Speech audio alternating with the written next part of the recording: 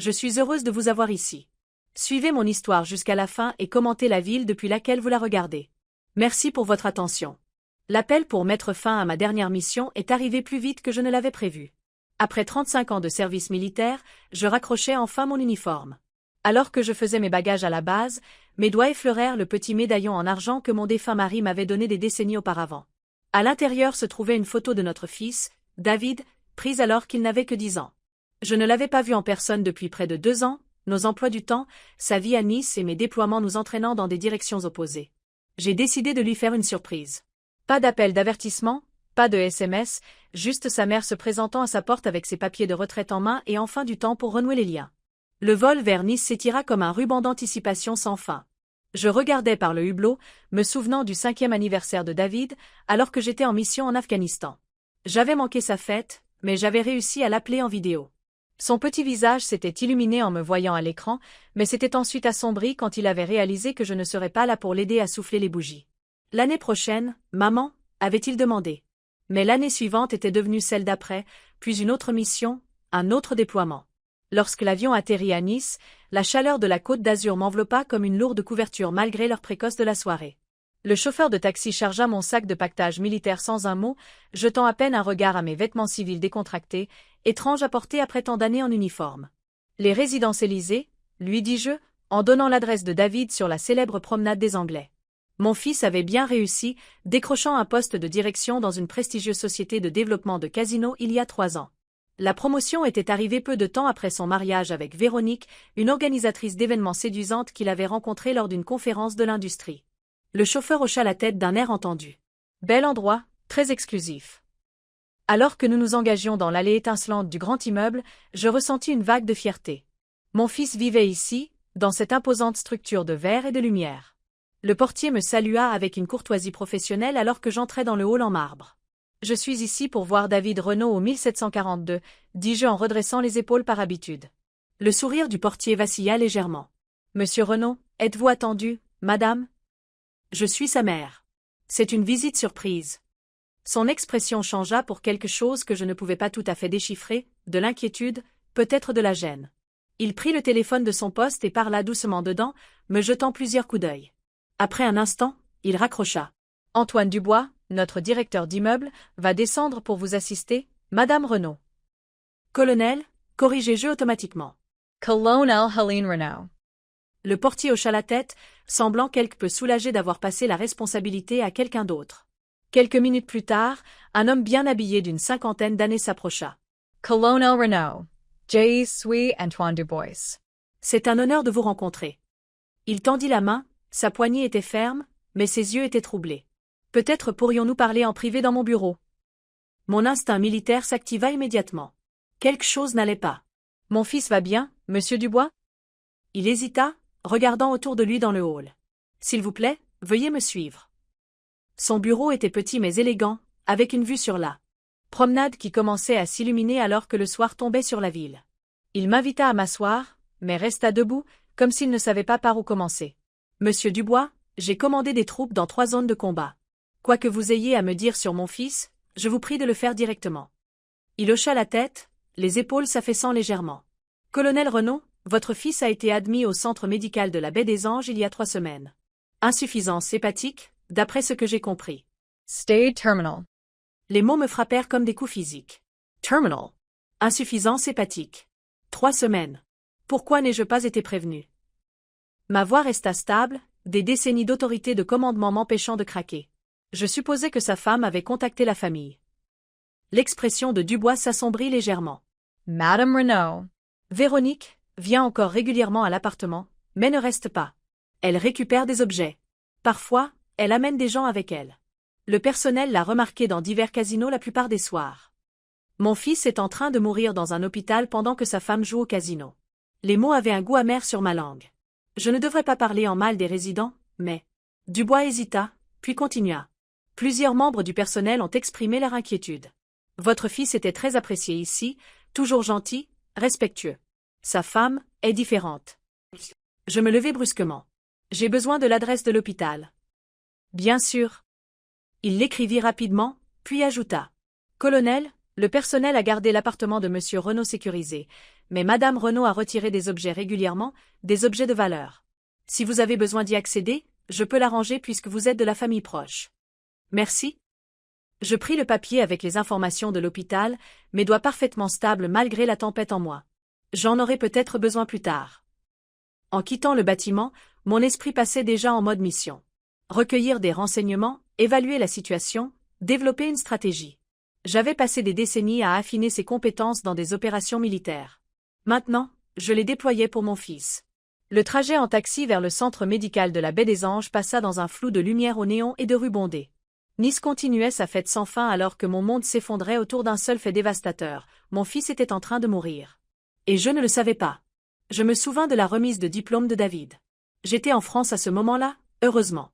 Son visage rayonnait de fierté alors qu'il traversait la Seine. « Tu as réussi, maman », m'avait-il murmuré lorsque nous nous étions étreints après, comme si ma présence était le véritable accomplissement ce jour-là, pas son diplôme. Combien de moments avais-je manqué? Combien de fois m'avait-il cherché dans le public pour trouver mon siège vide? Au bureau d'accueil de l'hôpital, j'énonçai clairement mon nom et mon lien de parenté, ma posture militaire prenant le dessus lorsque les émotions menaçaient de me submerger. L'infirmière de nuit leva les yeux avec surprise. « Colonel Renaud, le docteur Ortiz essaie de joindre la famille depuis des semaines. Si vous voulez bien me suivre, s'il vous plaît. » L'unité de soins intensifs était étrangement silencieuse, à l'exception du bip régulier des moniteurs et du grincement occasionnel des chaussures des infirmières sur les sols polis. La chambre 312 avait une petite fenêtre dans la porte, mais le rideau était tiré, cachant ce qui attendait à l'intérieur. L'infirmière frappa doucement, puis poussa la porte sans attendre de réponse. « Le docteur Ortiz sera prévenu de votre présence, » dit-elle doucement, s'écartant pour me laisser entrer. Rien dans ma carrière militaire ne m'avait préparé. À la vue de mon fils dans ce lit d'hôpital. David, mon fils fort et vibrant, gisait immobile, sa peau d'un gris jaune et trop tendue sur ses pommettes. Des tubes et des fils le reliaient à des machines qui bipaient et bourdonnaient, la bande-son artificielle d'une vie qui s'échappait. Je m'approchai de son chevet, mes doigts planant au-dessus de sa main, craignant que mon contact ne puisse lui faire mal. Ses yeux étaient fermés, enfoncés dans des orbites sombres. « David », murmurai-je, prenant enfin sa main dans la mienne. Sa peau était fraîche, parcheminée, les veines ressortant bleues contre la pâleur maladive. Ses paupières frémirent au son de ma voix, s'ouvrant légèrement pour révéler les yeux noisettes familiers que je connaissais depuis le jour de sa naissance. Pendant un instant, il n'y eut aucune reconnaissance, juste une confusion vitreuse. Puis ses lèvres gercées bougèrent, formant un faible sourire. « Maman !»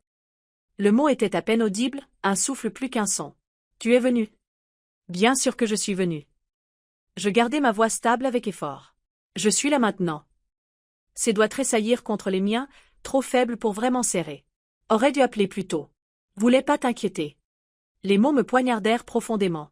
Même maintenant, même en mourant, il pensait à moi, à ne pas me charger de ses problèmes.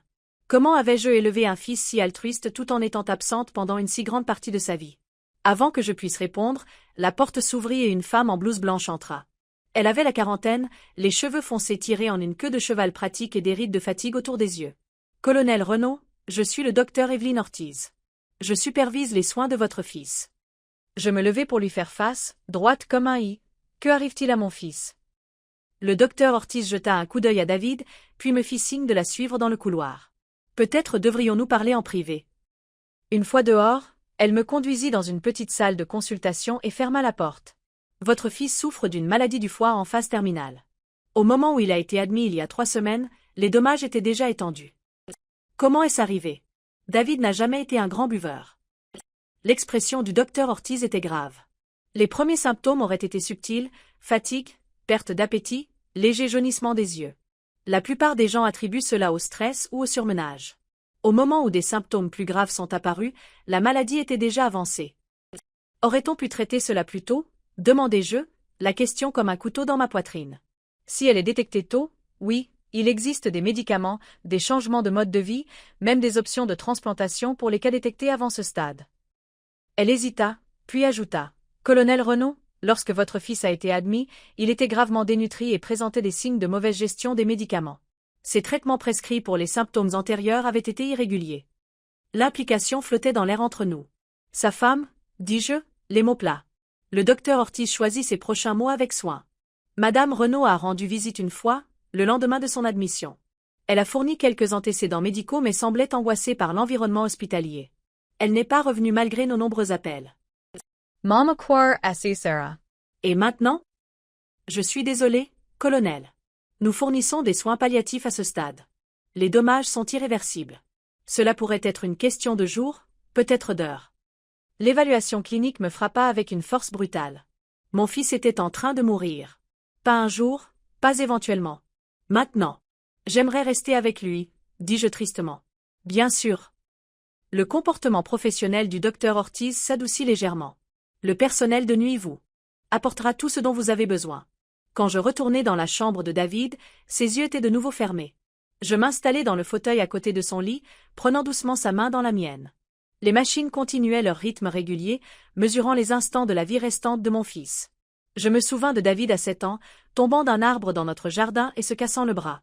J'étais à la maison cette fois-là, miraculeusement entre 2 déploiements. La façon dont il essayait de ne pas pleurer alors que je le portais jusqu'à la voiture. « Tu es déçue de moi, maman ?» avait-il demandé à travers ses dents serrées. J'avais été stupéfaite. Jamais, lui avais-je dit. Tu es la personne la plus courageuse que je connaisse. Son petit visage s'était illuminé malgré la douleur. Plus courageux que les soldats avec qui tu travailles, avait-il demandé. Bien plus courageux, l'avais-je assuré. Je suis là, David, murmurai-je, revenant au présent. Je ne vais nulle part. Ses yeux s'ouvrirent à nouveau, se concentrant sur moi avec effort. Maman, réussit-il à dire. Besoin de te dire? Garde tes forces, l'exhortai-je en me penchant plus près. Il secoua légèrement la tête, le mouvement à peine perceptible. Important. Véronique. Pas ce que tu crois, argent, partie, coffre, derrière tableau, bureau, mot de passe, ton anniversaire. Ces mots étaient décousus, mais le message était assez clair. Quelque chose n'allait pas au-delà de sa maladie. Avant que je puisse en demander plus, son moniteur se mit à biper plus vite, et il grimaça de douleur. David. L'alarme me traversa alors que sa respiration devenait laborieuse. Une infirmière se précipita, vérifiant les moniteurs et ajustant les perfusions. Je lui donne quelque chose pour la douleur, expliqua-t-elle en injectant un médicament dans sa perfusion. Cela l'aidera à se reposer. Alors que le médicament faisait effet, les traits de David se détendirent. Ses yeux rencontrèrent à nouveau les miens, soudainement plus clairs qu'auparavant. « Je t'aime, maman, murmura-t-il. Toujours. Le bip régulier du moniteur se transforma en une longue tonalité perçante. La main de David devint inerte dans la mienne. L'infirmière appuya sur un bouton mural qui fit accourir d'autres personnes.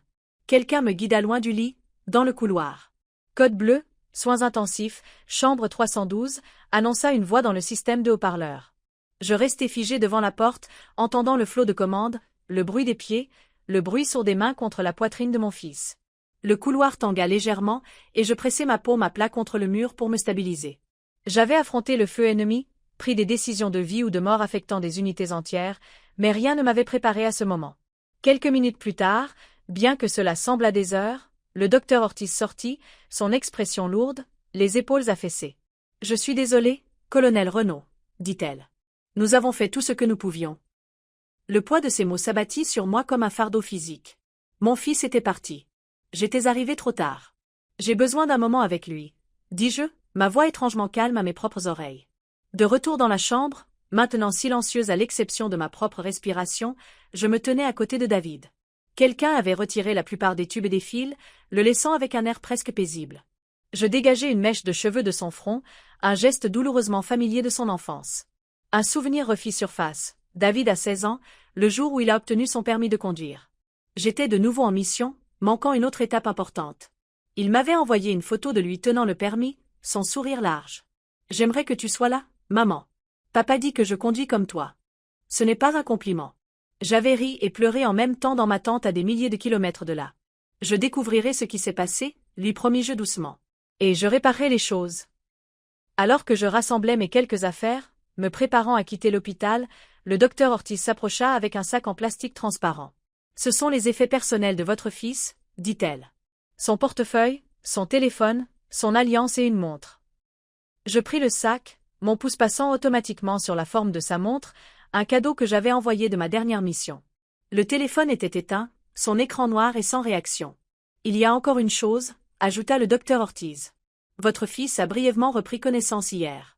Il nous a demandé de documenter quelque chose. » Elle me tendit une enveloppe.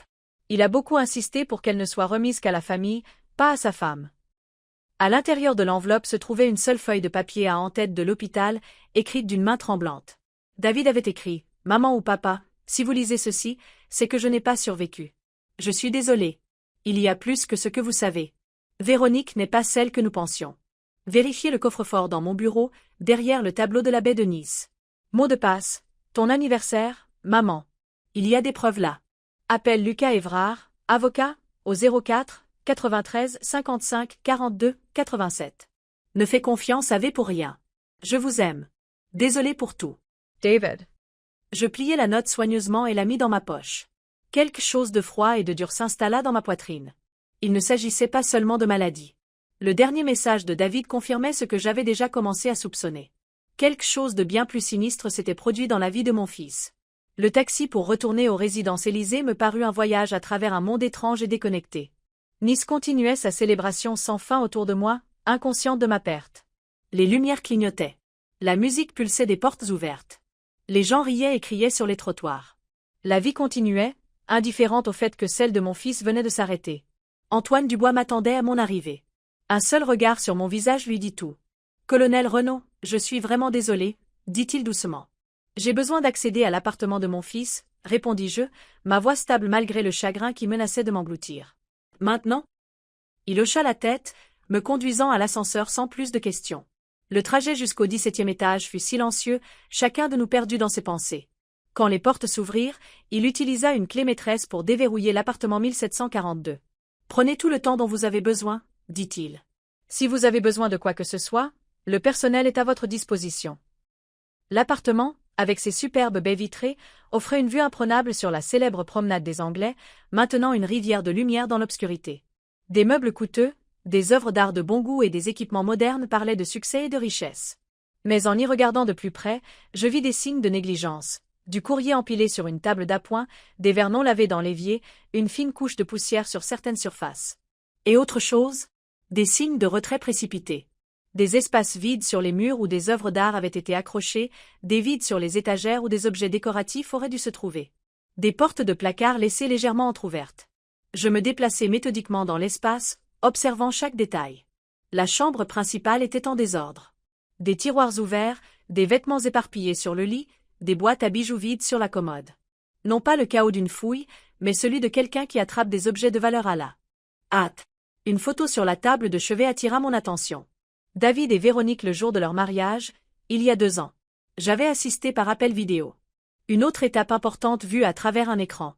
Sur la photo, David avait l'air plus heureux que je ne l'avais vu depuis des années, son bras autour de sa nouvelle épouse. Véronique était magnifique en blanc, son sourire parfait pour l'appareil photo. Mais quelque chose dans ses yeux me fit hésiter, un calcul, une conscience qui semblait déplacer un jour destiné à l'amour. Je me souvins de notre premier appel vidéo après leur rencontre. « Elle est incroyable, maman », s'était extasié David. Intelligent, ambitious. Elle comprend l'industrie comme personne. J'avais été heureuse pour lui, mais prudente. Prends ton temps, mon chéri, lui avais-je conseillé. Il avait ri. Maman, quand on sait, on sait. Toi et papa n'avaient pas perdu de temps non plus, n'est-ce pas? Et il avait eu raison sur ce point. Son père et moi nous étions mariés rapidement, emportés par l'intensité de la vie militaire et l'incertitude qu'elle apportait. Mais nous avions eu quelque chose de réel, quelque chose qui avait duré jusqu'à ce que le cancer l'emporte il y a 5 ans. Le bureau de David était plus ordonné, mais montrait des signes similaires de retrait sélectif. L'ordinateur avait disparu du bureau, ainsi que les tablettes ou autres appareils électroniques. Les classeurs étaient ouverts, certains dossiers manquaient tandis que d'autres restaient. Le tableau de la baie de Nice était toujours accroché au mur, une grande toile représentant la côte de nuit. Je le retirai soigneusement, révélant un coffre-fort mural derrière. Mes mains étaient parfaitement stables lorsque je saisis ma date de naissance, 22 juillet 1963. Le coffre-fort s'ouvrit avec un léger clic. À l'intérieur se trouvait un disque dur portable, une clé USB, plusieurs dossiers de documents et une petite boîte contenant ce qui semblait être des flacons de médicaments sur ordonnance. Je posai tout sur le bureau. En commençant par les dossiers, le premier contenait des documents financiers, des relevés bancaires, des comptes d'investissement, des factures de cartes de crédit. En les parcourant rapidement, je vis un schéma troublant. D'importants retraits, des achats extravagants, des transferts vers des comptes que je ne reconnaissais pas, le tout au cours de la dernière année, s'accélérant au cours des 3 derniers mois. Le deuxième dossier contenait des dossiers médicaux. David avait été diagnostiqué avec une maladie hépatique précoce il y a 8 mois, traitable avec des médicaments et des changements de mode de vie. Les notes du médecin indiquaient un bon pronostic avec des soins appropriés. Pourtant, Les dossiers ultérieurs montraient des rendez-vous manqués, des ordonnances non renouvelées et une détérioration rapide de son état. La boîte de médicaments contenait plusieurs flacons d'ordonnances, tous presque pleins malgré des dates indiquant qu'ils auraient dû être vides s'ils avaient été pris comme indiqué. Les médicaments correspondaient à ceux prescrits dans les dossiers médicaux de David, des traitements qui auraient pu ralentir ou même inverser son état au premier stade. Ma formation militaire me permit de rester concentré, de compartimenter le chagrin et la rage qui menaçaient de me submerger. Ce n'était pas seulement de la négligence. C'était délibéré. Je connectai la clé USB à mon téléphone. Elle contenait des fichiers audio datés des 6 derniers mois. Je lançai le plus récent, daté d'il y a un mois à peine. La voix de David, déjà affaiblie mais déterminée. Je documente ceci au cas où quelque chose m'arriverait. Véronique a systématiquement vidé nos comptes. Quand je l'ai confrontée au sujet de mes médicaments manquants, elle a prétendu qu'elle les renouvelait régulièrement. Mais j'ai trouvé ceci, mes ordonnances originales, cachées dans son placard, presque intactes. Un autre fichier, datant de 2 mois plus tôt. Véronique a ramené ses pilules, affirmant qu'il s'agit de suppléments naturels provenant de la pratique holistique de son amie. Elle me regarde les prendre chaque matin. Depuis que j'ai commencé, je me sens plus mal, plus de nausées, plus de fatigue. Je les crache en secret quand elle ne regarde pas. Mes mains se serrèrent autour du téléphone. David avait documenté son propre meurtre lent. Le disque dur contenait plus de preuves, des photos de documents financiers, des captures d'écran de messages textes entre Véronique et un certain Alex discutant du plan et du jeu de patience. Des copies de police d'assurance vie montrant Véronique comme unique bénéficiaire pour un paiement de 2 millions d'euros. Alors que je traitais ces informations, j'entendis la porte de l'appartement s'ouvrir. Des pas s'approchèrent du bureau, confiants, accompagnés du claquement de talons sur le parquet. « Bonjour. Qui est là ?» appela une voix de femme. Je rassemblai rapidement les preuves, les replaçant dans le coffre-fort, à l'exception du disque dur, que je glissai dans ma poche. Je remis le tableau en place juste au moment où une femme apparut dans l'embrasure de la porte. Elle était belle, d'une manière calculée, vêtements de marque, maquillage parfait, cheveux coiffés en ondulations coûteuses. Des boucles d'oreilles en diamant captaient la lumière alors qu'elle inclinait la tête, m'évaluant avec une précision froide. « Vous devez être la mère de David, » dit-elle, sa voix passant à un ton de chagrin étudié. « Je suis Véronique. Je suis tellement désolée que nous nous rencontrions dans ces circonstances. » Elle s'avança comme pour m'embrasser, mais je restai immobile. Après un moment gênant, elle laissa tomber ses bras, son expression vacillant légèrement avant que le masque de la douleur ne revienne. « L'hôpital a appelé, » dit-elle. J'étais sortie, j'essayais de me changer les idées. Tout cela a été si terrible. Elle tamponna des yeux secs avec des doigts manucurés. David était tout pour moi. Le mensonge flottait dans l'air entre nous. Je l'étudiai, notant la montre chère à son poignet, la manucure fraîche, la légère odeur d'alcool qui l'entourait. Aucun signe de chagrin authentique, aucune rougeur autour de ses yeux, aucune fatigue due à des nuits blanches passées à s'inquiéter. « Où étiez-vous » demandai-je, ma voix égale. « Quand mon fils est mort seul dans un lit d'hôpital, où étiez-vous » Son expression se durcit momentanément avant de s'adoucir en un remords étudié. Je ne pouvais pas supporter de le voir comme ça. Le médecin a dit qu'il n'y avait rien à faire. J'essayais d'être forte, de m'occuper des arrangements. « Quel casino » l'interrompis-je. La question l'a pris au dépourvu. « Pardon? »« À quel casino étiez-vous ce soir, Véronique ?»« Le Palais de la Méditerranée? Le Roule? » Ou un endroit plus exclusif. Son masque glissa complètement, révélant le calcul et la lassitude. « Je ne pense pas aimer votre ton, colonel. Je comprends que vous soyez en deuil, mais... » Mon fils m'a laissé un message avant de mourir, l'interrompis-je, observant attentivement sa réaction. Il voulait que je sache certaines choses. La peur vacilla sur ses traits, rapidement remplacée par le défi. David était confus à la fin. Les médicaments affectaient son esprit. Les médicaments qu'il ne prenait pas. Ceux que vous lui avez cachés. Elle recula d'un pas. Je ne sais pas ce que vous croyez savoir, mais vous êtes bouleversé et vous imaginez des choses. C'est ma maison et je voudrais que vous partiez. C'était la maison de mon fils, la corrigeai-je. Un fils qui a laissé des instructions explicites sur ses préoccupations. Le comportement de Véronique changea complètement, la froideur remplaçant la prétention du chagrin. Laissez-moi clarifier quelque chose, colonel. Je suis la femme de David et son héritière légale. Quoi qu'il ait pu vous dire ne change rien. D'ici demain, j'aurai le plein contrôle de tous les actifs, et vous n'aurez aucun droit. Elle sortit son téléphone, y jetant un regard dédaigneux.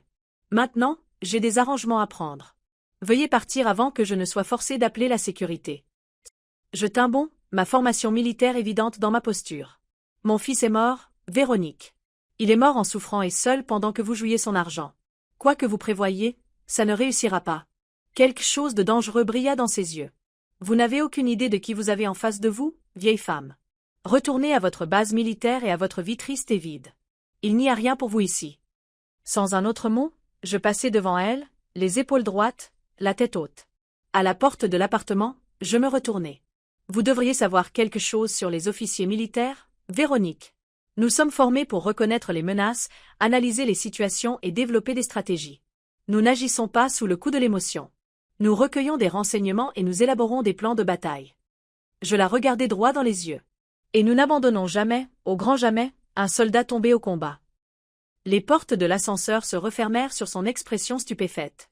Dans l'intimité de la cabine descendante, je m'autorisai enfin un moment de chagrin brut, une main pressée contre mon cœur comme pour retenir physiquement la douleur. Mais au moment où les portes s'ouvrirent dans le hall, la colonelle Hélène Renaud était de nouveau composée. Antoine Dubois attendait. « Colonel, tout va bien ?»« Non, monsieur Dubois, ça ne va pas. Mais ça ira. » Je lui tendis ma carte avec mon numéro de portable. « Si madame Renaud tente de retirer quoi que ce soit d'autre de l'appartement, veuillez me contacter immédiatement. » Dehors, la nuit niçoise était vivante de lumière et de son. Je me tins sur le trottoir, les preuves de mon fils dans ma poche, et passai un appel au numéro de la note de David. Cabinet d'avocat Lucas Évrard, service de permanence. Ici la colonelle Hélène Renaud. Mon fils, David Renaud, a laissé des instructions pour contacter maître Évrard en cas de son décès. C'est une affaire urgente. Un instant, s'il vous plaît. Après une brève attente, une voix d'homme se fit entendre. Colonel Renaud, Lucas Évrard à l'appareil. J'attendais votre appel, bien que j'espérais qu'il n'arriverait pas dans ces circonstances. Vous connaissiez mon fils? Oui. Il m'a consulté il y a 3 mois au sujet de certaines affaires préoccupantes. Je surveille la situation depuis lors. Sa voix était grave. Je suis vraiment désolé pour votre perte. Quand pouvons-nous nous rencontrer? Immédiatement, répondis-je sans hésitation. Mon bureau dans 30 minutes. Je vous envoie l'adresse par SMS. Alors que je hélais un autre taxi, le poids des découvertes de la soirée s'abattit sur moi. Mon fils n'était pas seulement mort de maladie, mais de trahison, et son dernier acte avait été de laisser une piste à suivre pour moi, des preuves qui pourraient apporter la justice, sinon le réconfort.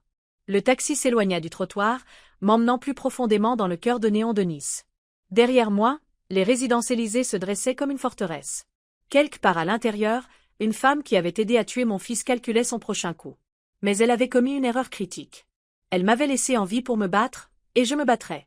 Le cabinet d'avocat de Lucas Évrard était situé dans un petit mais prestigieux immeuble juste à côté de la promenade des Anglais, à l'écart du bruit constant et des lumières clignotantes. Malgré l'heure tardive, la réception était bien éclairée, et un agent de sécurité hocha la tête respectueusement à mon entrée. Colonel Renaud, vérifia l'agent sur sa tablette. Maître Évrard vous attend. Troisième étage, bureau 304. Le trajet en ascenseur fut bref, me donnant juste assez de temps pour me ressaisir. Le chagrin et l'épuisement me tiraillaient, mais des décennies de discipline militaire me gardaient concentré sur la mission immédiate, la justice pour mon fils. Lucas Évrard m'accueillit à la porte de son bureau, la main tendue. Il était plus jeune que je ne l'avais imaginé, peut-être au début de la quarantaine, avec des yeux vifs et l'assurance d'un homme habitué aux batailles juridiques à enjeux élevés. Colonel Renaud, merci d'être venu si rapidement. Sa poignée de main était ferme, professionnelle. Veuillez entrer. Son bureau était sobre mais élégant, fauteuil en cuir, meubles en bois sombre, des livres de droit tapissant les étagères intégrées. Pas d'esthétique clinquante de la Côte d'Azur ici, juste une compétence tranquille. Puis-je vous offrir quelque chose? De l'eau, un café? Évrard désigna une chaise en face de son bureau. Juste des réponses, répondis-je, m'asseyant avec une posture militaire malgré ma fatigue. Évrard hocha la tête, prenant place à son tour. Votre fils m'a consulté il y a 92 jours. Il était préoccupé par des activités financières inhabituelles sur ses comptes et soupçonnait sa femme d'être impliquée. Il ouvrit un dossier sur son bureau. David a été méticuleux dans sa documentation. Il a fourni des relevés bancaires, des conversations enregistrées, des dossiers médicaux. Il a enregistré? La pensée de mon fils recueillant secrètement des preuves contre sa propre femme provoqua une nouvelle vague de douleur en moi. Oui, la loi française autorise l'enregistrement si l'une des parties consent. L'expression d'Évrard était grave. Ce qui l'a capturé était préoccupant. Sa femme discutant de la détérioration de sa santé avec une satisfaction apparente, des conversations sur les polices d'assurance vie, des références à accélérer le calendrier. Je posai le disque dur du coffre-fort de David sur le bureau. Il a laissé d'autres preuves. Évrard le connecta à son ordinateur, parcourant rapidement les fichiers. Son expression se durcit en écoutant plusieurs clips audio et en examinant les documents. C'est encore plus accablant que ce qu'il avait fourni à l'origine, dit-il finalement. Combiné à ce que nous avons déjà, il y a suffisamment de matière pour geler immédiatement tous les actifs et potentiellement engager des poursuites pénales. À quelle vitesse pouvez-vous agir? Demandai-je. Elle croit qu'elle aura le contrôle de tout d'ici demain. Elle se trompe. Évrard commença à taper rapidement sur son clavier. David a signé une procuration en ma faveur il y a 3 mois, excluant spécifiquement sa femme. Il a également rédigé un nouveau testament, laissant la majeure partie de ses biens à une fiducie, avec vous comme exécutrice testamentaire. Une petite mesure de soulagement atténua la tension dans ma poitrine. Mon fils avait été plus préparé que je ne le pensais. De plus, continua Évrard, il a déposé un document à mon cabinet détaillant ses préoccupations concernant ses soins de santé, spécifiquement que les médicaments prescrits lui étaient refusés et que des substances potentiellement nocives lui étaient administrées. Meurtre, dis-je platement. Les yeux d'Évrard rencontrèrent les miens. Potentiellement, oui. Au minimum, abus de faiblesse, fraude financière et négligence médicale. Étant donné l'état de santé vulnérable de votre fils, les peines pourraient être sévères. Que faisons-nous en premier? Je vais déposer des documents d'urgence ce soir pour maintenir le gel des actifs que David a initiés avant. Son hospitalization. D'ici le matin, j'aurai des injonctions empêchant Véronique d'accéder à tout ce compte, propriété ou coffre-fort. Son efficacité était rassurante, rappelant les meilleurs officiers d'opérations militaires avec qui j'avais travaillé. Et ensuite, nous construisons notre dossier, tant au civil qu'au pénal. Everdasi Pencha, en avant. Colonel Renaud, ce que nous avons est convaincant, mais Véronique ne se laissera pas faire sans se battre. Elle aura des avocats, peut-être des relations dont nous ne sommes pas encore conscients. Vous ne savez pas à qui vous avez affaire. Je citais ses propres mots. C'est ce qu'elle m'a dit ce soir. L'expression d'Everdasi Crispa. C'est préoccupant. Cela suggère qu'elle pourrait avoir une protection au-delà de la représentation légale standard. J'ai besoin de comprendre exactement à quoi nous sommes confrontés, dis-je. David a mentionné que de l'argent avait disparu. De combien parlons-nous? Évrard ouvrit un autre fichier sur son ordinateur. D'après les dossiers fournis par David, environ 1,7 million d'euros ont été retirés de divers comptes au cours de la dernière année. Virements bancaires, retraits en espèces, achats de luxe. Il fit défiler plusieurs pages. Le schéma s'est considérablement accéléré au cours des 3 derniers mois, après son diagnostic. J'ai remarqué, exactement. Il y a aussi une police d'assurance vie de 2 millions d'euros souscrite il y a 18 mois avec Véronique comme unique bénéficiaire. La nature calculée de tout cela me glaça le sang. Elle a épousé mon fils pour l'argent, puis l'a tué pour l'encaisser. Et elle n'agit peut-être pas seule. Évrard pointa plusieurs transactions à l'écran. Ces transferts ont été effectués vers des comptes enregistrés au nom d'un certain Alexandre Kozlov et d'une entité corporative appelée Velvet Touch Enterprises. David enquêtait sur ces liens lorsque sa santé s'est considérablement dégradée. Que savons-nous d'eux? Des informations limitées pour l'instant. Kozlov semble être un ressortissant russe avec des intérêts commerciaux dans plusieurs casinos de la Côte d'Azur. Velvet Touch Enterprises possède des propriétés dans toute la région, principalement des lieux de divertissement haut de gamme. Je traitais cette information avec l'approche analytique qui m'avait servi tout au long de ma carrière militaire. Donc, nous avons potentiellement affaire à la criminalité organisée, pas seulement à une femme avide. Évrard hocha la tête sombrement. Cela correspondrait à l'avertissement de Véronique sur « qui vous avez en face de vous ». Cela explique également la sophistication des mouvements financiers. On frappa à la porte, nous interrompant. L'assistante d'Évrard entra, son expression désolée. « Je suis désolée de vous interrompre, maître Évrard, mais il y a une inspectrice, Sarah Delgado, ici. Elle dit que c'est au sujet de David Renaud. » Évrard me regarda d'un air interrogateur. Je hochai la tête pour donner ma permission. Un instant plus tard, une femme en civil entra. Elle avait la fin de la trentaine, avec des yeux vifs et le comportement vigilant d'une agente des forces de l'ordre expérimentée. Elle montra son insigne. Police nationale de Nice, brigade financière. Colonel Renaud, je suis l'inspectrice Delgado. J'enquête sur une série d'affaires de fraude financière qui pourraient être liées à votre fils. Veuillez vous asseoir, offrit Évrard, désignant une autre chaise. Nous discutions justement de préoccupations similaires. L'inspectrice Delgado prit place, m'étudiant attentivement. Tout d'abord, je suis vraiment désolée pour votre perte. J'ai été informée du décès de votre fils ce soir par l'administration de l'hôpital. Merci, dis-je automatiquement, des années de formation sociale prenant le dessus malgré mon trouble intérieur. Je suis sur la piste d'un schéma de fraude ciblant des individus fortunés ayant des problèmes de santé, expliqua Delgado, à l'endroit au but. Le schéma est distinctif. Mariage avec une cible isolée, exploitation financière systématique, dans plusieurs cas, des issues médicales suspectes. Vous croyez que la femme de mon fils fait partie de cette opération? Demandai-je. L'expression de Delgado confirma mes soupçons. Nous montons un dossier depuis des mois. Véronique Renaud, anciennement Véronique Koslova, a des liens avec au moins 3 cas similaires au cours des 5 dernières années. Koslova, répétai-je. Liée à Alexandre Kozlov. Sa sœur, confirma Delgado. Ils semblent opérer en équipe, ciblant différents types de victimes. Véronique se concentre sur les professionnels fortunés tandis qu'Alexandre cible les gros joueurs de casino avec des actifs substantiels. Évrard ouvrit les fichiers du disque dur. La colonelle Renaud vient de récupérer ses preuves de l'appartement de David. Je pense que vous les trouverez pertinentes pour votre enquête. Pendant l'heure suivante, nous examinâmes les preuves ensemble. L'inspectrice Delgado prenait parfois des notes ou posait des questions de clarification. Au moment où nous eûmes terminé, une image complète avait émergé, une image bien plus dérangeante que ce que j'avais initialement imaginé. Sur la base de ces preuves et de notre dossier existant, je peux demander des mandats d'arrêt ce soir, dit Delgado en se levant. Crime financier dans un premier temps, pendant que nous montons le dossier pour des accusations plus graves. Dans combien de temps? Demandai-je. D'ici le matin, si le juge est d'accord avec l'urgence. Elle me tendit sa carte. Je vous tiendrai au courant, colonel. En attendant, je vous conseille vivement la prudence. Si Véronique et son frère réalisent que nous nous rapprochons, ils pourraient devenir désespérés.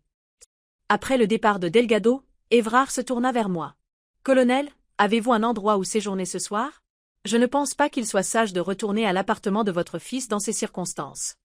Je n'avais pas pensé à l'hébergement. Tout s'était passé si vite. Je trouverai un hôtel. Je recommanderais un endroit à l'écart de la promenade, loin des casinos où Véronique et ses associés pourraient avoir des relations. Évrard écrivit une adresse sur un bloc-notes. C'est un petit hôtel de charme à Cimier, discret, sécurisé, et ils entretiennent une relation avec notre cabinet pour les clients qui ont besoin d'intimité. Jackseptai Law Note, Reconnaissant Essay Prévoyance. Quand déposerez-vous les documents d'urgence? Je me rends au palais de justice dès que nous aurons terminé ici. Le juge Wilson est de permanence ce soir pour les dépôts d'urgence et il connaît bien notre cabinet. Évrard rassembla des documents dans sa mallette. D'ici le matin, Véronique se retrouvera complètement exclue de tous les comptes et propriétés. Elle sera furieuse, notai-je, en pensant au calcul froid que j'avais vu dans ses yeux. Oui, c'est une autre raison pour laquelle vous devriez séjourner dans un endroit sûr. Évrard me tendit une copie de la procuration de David et de son testament mis à jour. Gardez-les avec vous. Ils établissent votre statut juridique dans toutes les affaires liées à la succession de David. Alors que je me préparais à partir, Évrard posa une dernière question. Colonel, David vous a-t-il parlé de la fondation La Seconde Chance? Non, répondis-je. Qu'est-ce que c'est? C'est le principal bénéficiaire de son Nouveau Testament, une organisation locale qui aide les gens à se remettre de la dépendance au jeu et à reconstruire leur vie. L'expression d'Évrard s'adoucit légèrement. David leur a fait un don substantiel anonymement il y a 6 mois et a arrangé que la majeure partie de sa succession finance un nouveau centre de rétablissement en son nom. La révélation me frappa durement. Une autre facette de mon fils que je ne connaissais pas. Malgré ses propres luttes, il avait pensé aux autres, planifiant un héritage qui aiderait les gens à guérir. C'était un homme bien, dis-je simplement, ma voix serrée par une émotion réprimée. Oui, acquiesça Évrard. L'un des meilleurs clients que j'ai jamais eu, non seulement pour sa rigueur, mais pour sa décence fondamentale. Il me regarda droit dans les yeux. Nous allons arranger ça, colonel. Pour David. L'hôtel de charme à Cimier était exactement comme Évrard l'avait décrit, petit, élégant et discret. Le directeur de nuit s'occupa de mon enregistrement efficacement, ne posant aucune question sur mon arrivée tardive ou mon manque de bagages au-delà de mon sac de pactage militaire. Dans le calme de ma chambre, les événements de la journée me rattrapèrent enfin. Mon fils était parti. Le chagrin que j'avais tenu à distance déferla sur moi par vagues, menaçant de m'engloutir. Je m'assis sur le bord du lit, encore entièrement habillé, et m'accordai 5 minutes, exactement 5 minutes d'après l'horloge du chevet, pour ressentir toute la force de ma perte. Puis, avec la discipline qui m'avait porté à travers des décennies de service militaire, je compartimentai la douleur. Il y aurait du temps pour faire le deuil correctement plus tard. Maintenant, il y avait du travail à faire. Je pris une douche rapide, enfilai les vêtements de rechange de mon sac, et m'assis au petit bureau avec mon téléphone et les preuves de David. Bien que le disque dur soit maintenant avec Évrard, j'avais pris des photos des documents clés avec mon téléphone, créant mon propre dossier à examiner.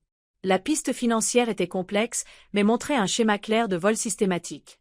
Les relevés de cartes de crédit révélaient des achats dans des bijouteries de luxe, des boutiques de créateurs et des restaurants exclusifs, tout cela pendant que David tombait de plus en plus malade. Les dossiers médicaux documentaient sa santé déclinante parallèlement aux rendez-vous manqués et aux ordonnances non renouvelées. Les enregistrements audio étaient les plus troublants. La voix froide de Véronique discutant des symptômes de David avec un certain Alex, planifiant leurs prochaines étapes alors que son état s'aggravait. Une conversation en particulier attira mon attention. Véronique, il pose des questions sur les virements bancaires. Il devient méfiant. Alex, distrays-la. Le médecin dit que ses fonctions cognitives vont bientôt décliner de toute façon. Véronique, combien de temps encore? Ça prend trop de temps. Alex, patience, Véronique. 2 millions d'assurances plus ce que nous avons déjà déplacé. Ça vaut l'attente. Véronique, d'accord, mais après ça, je veux quelque chose de plus facile. Plus de jeux à long terme. Alex, je regarde déjà des cibles potentielles au palais de la Méditerranée. Une riche veuve de Dubaï qui dilapide son argent du pétrole. Ça pourrait être rapide. La manière désinvolte dont ils discutaient de la mort de mon fils et de leur prochaine victime me fit serrer les poings. Il ne s'agissait plus seulement de David. D'autres étaient en danger à cause de ses prédateurs. À 4 heures du matin, j'avais tout organisé en une chronologie complète, notant les événements clés, les transactions et les conversations. Cela dressait un tableau accablant d'exploitation calculée et potentiellement de meurtre. J'essayais de dormir mais ne réussis qu'à somnoler par intermittence avant que mon horloge interne, réglée par l'armée, ne me réveille à 6 heures. Après un petit déjeuner rapide dans la petite salle à manger de l'hôtel, j'appelai Lucas Évrard. Les documents d'urgence ont été déposés et approuvés à 2 heures du matin, rapporta-t-il. Tous les comptes sont gelés, l'accès aux propriétés est restreint. J'ai également contacté la compagnie d'assurance vie pour signaler la police et empêcher un paiement immédiat. Comment Véronique sera-t-elle informée? Demandai-je. Elle recevra une notification officielle par coursier ce matin. Je m'attends à avoir des nouvelles de son avocat peu de temps après. Bien. Je vérifiai ma montre. J'aimerais visiter la fondation La Seconde Chance aujourd'hui. Je veux comprendre ce que David soutenait. Bien sûr, je vous envoie l'adresse par SMS. Demandez William Navarro, le directeur. David a travaillé en étroite collaboration avec lui sur le projet de centre de rétablissement. Après avoir raccroché, je consultai mes emails et trouvai un message de l'inspectrice Delgado. Mandat d'arrêt approuvé. Les agents appréhenderont VR et AK ce matin. Nous vous tiendrons au courant une fois l'opération terminée. La justice avançait, mais cela n'apportait que peu de réconfort. La douleur creuse de la perte restait constante, une présence physique sous mon sternum. Je me souvins de la remise de diplôme du lycée de David. J'étais en mission en Irak, manquant une autre étape importante. Son père avait enregistré la cérémonie, et je l'avais regardé sur un ordinateur portable dans mes quartiers, des larmes coulant sur mon visage alors que David acceptait son diplôme. Ce soir-là, il m'avait appelé. « Je suis fier de toi, maman », avait-il dit, sa voix se brisant légèrement. « Pour ce que tu fais. Je sais que c'est important. » Le souvenir se tordit en moi comme un couteau. Comment avais-je élevé un enfant si altruiste, et comment avais-je échoué à le protéger quand il avait le plus besoin de moi? La fondation La Seconde Chance était située dans un modeste bâtiment à plusieurs rues de la promenade. Le contraste avec les casinos opulents était saisissant. Pas de lumière clignotante ni de promesses de richesse facile. Juste un simple panneau offrant aide et espoir à ceux qui s'étaient égarés dans la ville de la tentation. À l'intérieur, la réception était propre et accueillante, avec des meubles confortables et des murs couverts d'histoires de réussite, des photographies de personnes célébrant des étapes de sobriété, ouvrant des entreprises, se réunissant avec leurs familles. « Puis-je vous aider ?» demanda la réceptionniste, une jeune femme au sourire chaleureux. « Je suis ici pour voir William Navarro. Je suis Hélène Renaud, la mère de David Renaud. » Son sourire s'effaça pour laisser place à la sympathie. « Oh, Colonel Renaud. Nous avons appris pour David ce matin. Je suis vraiment désolée pour votre perte. Il était spécial pour tout le monde ici. » Avant que je puisse répondre, une porte s'ouvrit et un homme d'une 50aine d'années en sortit. Il était d'origine nord-africaine, avec des cheveux poivre et sel et des yeux bienveillants derrière des lunettes élégantes. « Colonel Renaud. Je suis William Navarro. Il tendet la main. » Veuillez entrer dans mon bureau. Nous avons beaucoup de choses à discuter. Le bureau de Navarro reflétait la mission de la Fondation, pratique, sans prétention, axée sur les gens plutôt que sur les apparences. Des photos de famille partageaient l'espace avec des histoires de réussite encadrées et des notes de remerciements de clients. David parlait souvent de vous, dit Navarro alors que nous nous asseyions. Il était fier de votre service militaire. Pourtant, il ne m'a jamais parlé de son implication ici, répondis-je, incapable d'empêcher une pointe de regret dans ma voix. L'expression de Navarro était compréhensive. David était discret sur sa philanthropie. Il ne voulait pas de reconnaissance. Il voulait des résultats. Il Ouvrit un dossier sur son bureau.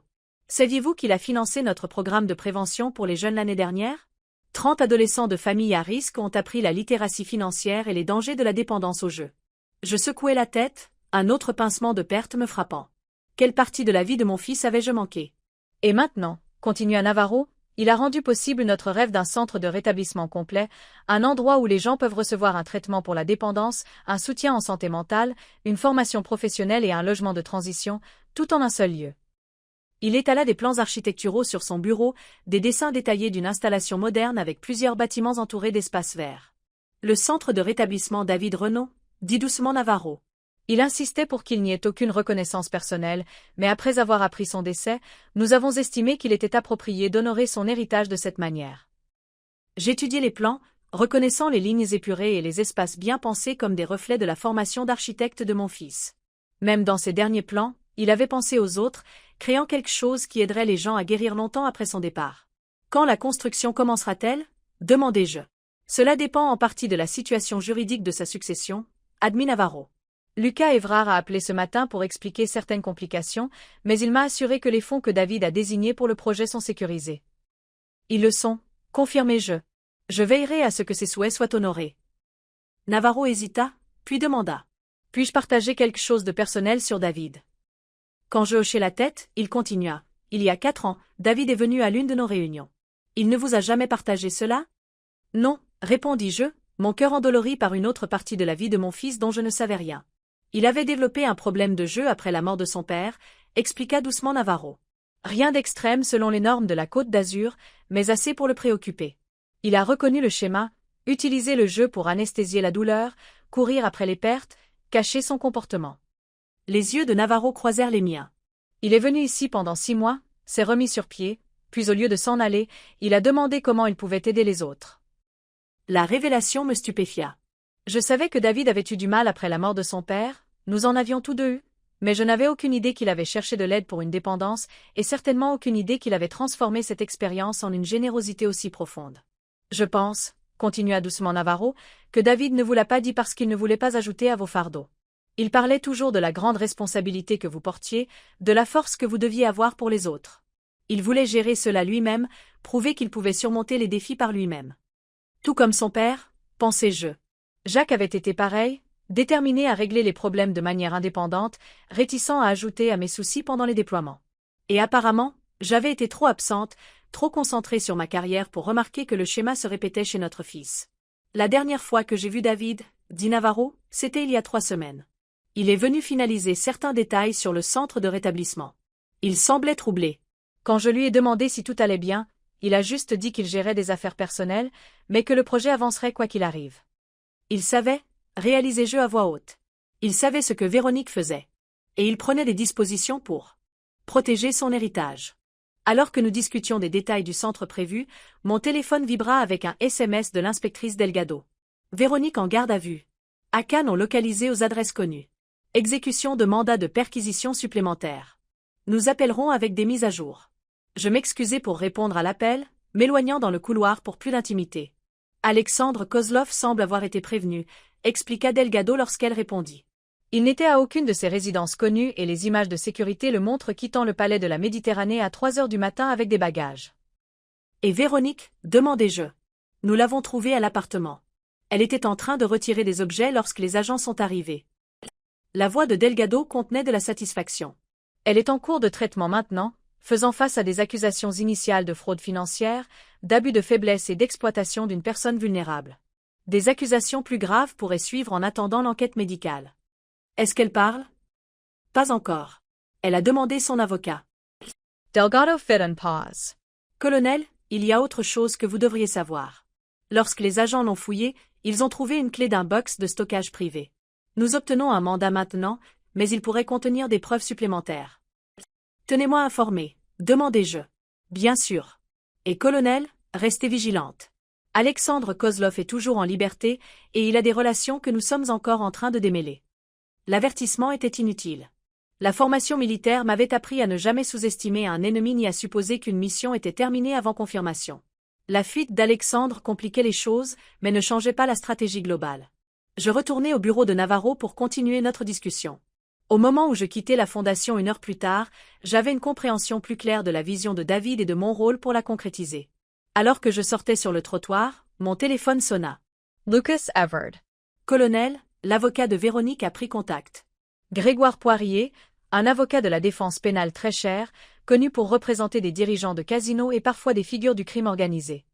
Que veut-il? Une réunion. Il suggère que sa cliente a des informations qui pourraient être mutuellement bénéfiques à discuter. Une négociation de plaidoyer, déjà? Cela semble prématuré. Je suis d'accord. Ce qui me fait soupçonner qu'elle offre des informations sur quelque chose de plus grand. Possiblement l'opération de son frère ou leurs autres cibles. Je les rencontrerai, décidai-je. À nos conditions, avec l'inspectrice Delgado présente. Je vais arranger ça, promis Évrard. Il y a autre chose. Le box de stockage que l'inspectrice Delgado a mentionné. Le mandat est arrivé. Ils y ont trouvé des preuves significatives, y compris ce qui semble être de multiples identités pour Véronique et Alexandre. Permis de conduire, passeport, carte de crédit, tous avec des noms différents, mais leurs photographies. Des criminels de carrière, conclus-je. Oui, et potentiellement partie d'un réseau plus large. Delgado veut vous parler de certains documents qu'ils ont trouvés qui pourraient concerner d'autres victimes. En milieu d'après-midi, j'étais assise dans une salle de conférence au commissariat. L'inspectrice Delgado étala des photographies sur la table, des images de permis de conduire, de passeports et de cartes d'identité montrant Véronique et Alexandre sous différents noms. Nous avons identifié au moins cet ensemble d'identités complet pour chacun d'eux, expliqua-t-elle. Des noms de familles différents, des historiques d'emploi, même des dossiers médicaux. Opération professionnelle, notez-je. Extrêmement. La qualité de ces faux est exceptionnelle. Delgado placa un autre ensemble de documents devant moi. Ceux-ci sont plus préoccupants. Des dossiers sur des cibles potentielles. Des individus fortunés avec des problèmes de santé ou des vulnérabilités, des informations détaillées sur leurs actifs, leur situation familiale et leur routine quotidienne. J'examinais les dossiers, me sentant malade face à leur évaluation clinique d'êtres humains comme de simples sources d'argent à exploiter. Celui-ci, dit Delgado en pointant un dossier particulier, correspond à la riche veuve mentionnée dans l'enregistrement que vous avez fourni. Marguerite Thierry, 72 ans, récemment veuve, a liquidé des actions d'une compagnie pétrolière d'une valeur d'environ 14 millions d'euros. Elle séjourne actuellement au Palais de la Méditerranée et joue beaucoup depuis la mort de son mari. Elle est en danger, dis-je immédiatement. Nous l'avons déjà placée sous protection discrète, m'assura Delgado. Mais ces dossiers indiquent une opération beaucoup plus vaste que nous ne le pensions initialement. L'organisation derrière cela, que nous pensons être dirigée par Alexandre Kozlov, pourrait avoir des liens avec des syndicats du crime d'Europe de l'Est. Notre discussion fut interrompue par un coup à la porte. Lucas Évrard entra avec un autre homme, grand, impeccablement vêtu, avec l'assurance de quelqu'un habitué au pouvoir.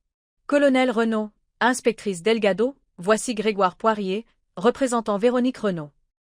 Poirier hocha froidement la tête. Merci d'avoir accepté cette réunion. Ma cliente a des informations qu'elle croit précieuses pour votre enquête, des informations sur des opérations bien au-delà de sa propre implication. En échange de quoi? Demanda directement Delgado.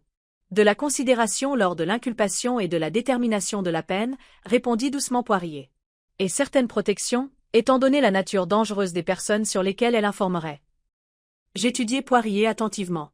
Votre cliente a aidé à tuer mon fils pour de l'argent.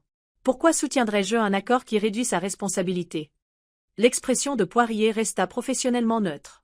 Colonel Renaud, je comprends votre chagrin et votre colère, mais les informations de ma cliente pourraient potentiellement sauver des vies et empêcher d'autres personnes de subir des pertes similaires. C'était un appel calculé, conçu pour tirer parti de mon passé militaire et de mon sens du devoir. Et malgré mes sentiments personnels, cela fonctionna. Si les informations de Véronique pouvaient empêcher d'autres familles de souffrir comme je le faisais maintenant, j'avais la responsabilité de les considérer. J'écouterai, dis-je finalement. Mais je ne promets rien. 20 minutes plus tard, nous étions assis dans une salle d'interrogatoire. Véronique avait l'air nettement différente de notre dernière rencontre. Les vêtements de marque avaient été remplacés par une combinaison de détenue, son maquillage parfait avait disparu, des racines sombres apparaissaient dans ses cheveux blonds. Mais ses yeux restaient calculateurs, évaluant chacun de nous comme des outils potentiels pour sa survie. Colonel Renaud, commença-t-elle, sa voix artificiellement contrite. Je tiens à vous exprimer mes plus sincères condoléances. Gardez-les, l'interrompis-je froidement. Vous êtes ici pour fournir des informations, pas de fausses sympathies. Son masque de remords glissa, révélant le pragmatisme froid en dessous. Très bien, approche directe.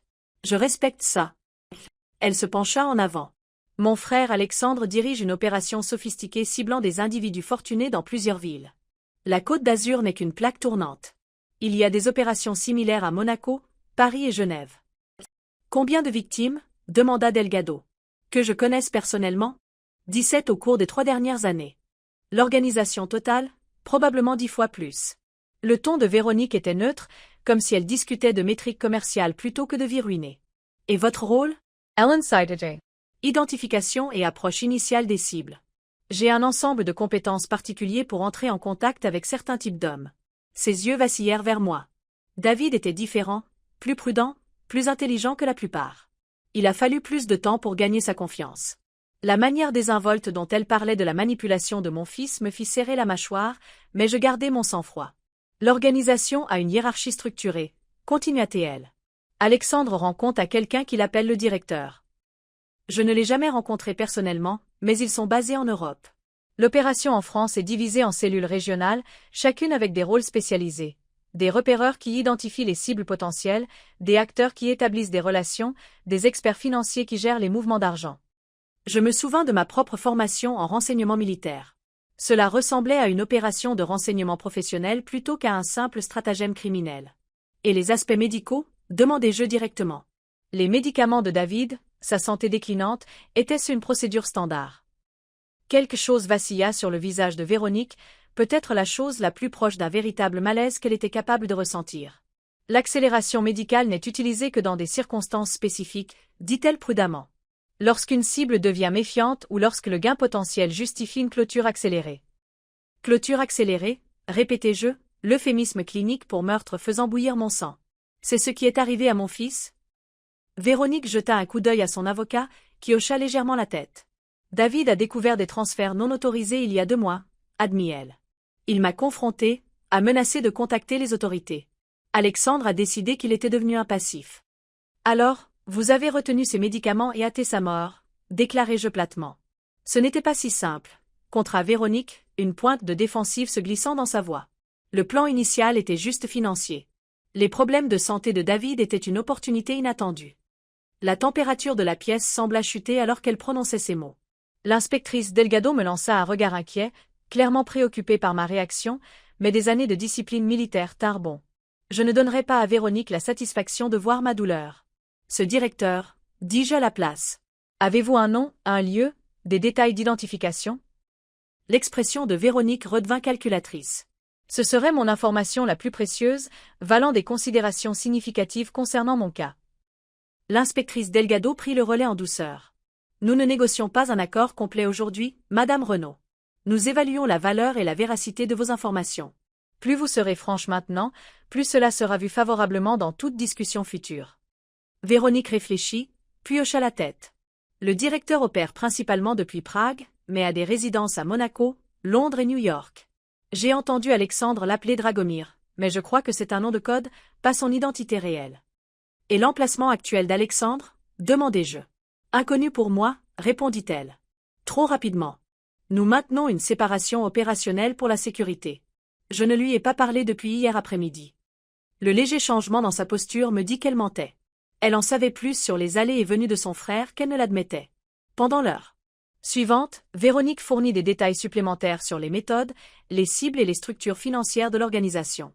Certaines informations semblaient vraiment précieuses, tandis que d'autres détails semblaient calculés pour augmenter sa position de négociation sans vraiment compromettre les niveaux supérieurs de l'entreprise criminelle.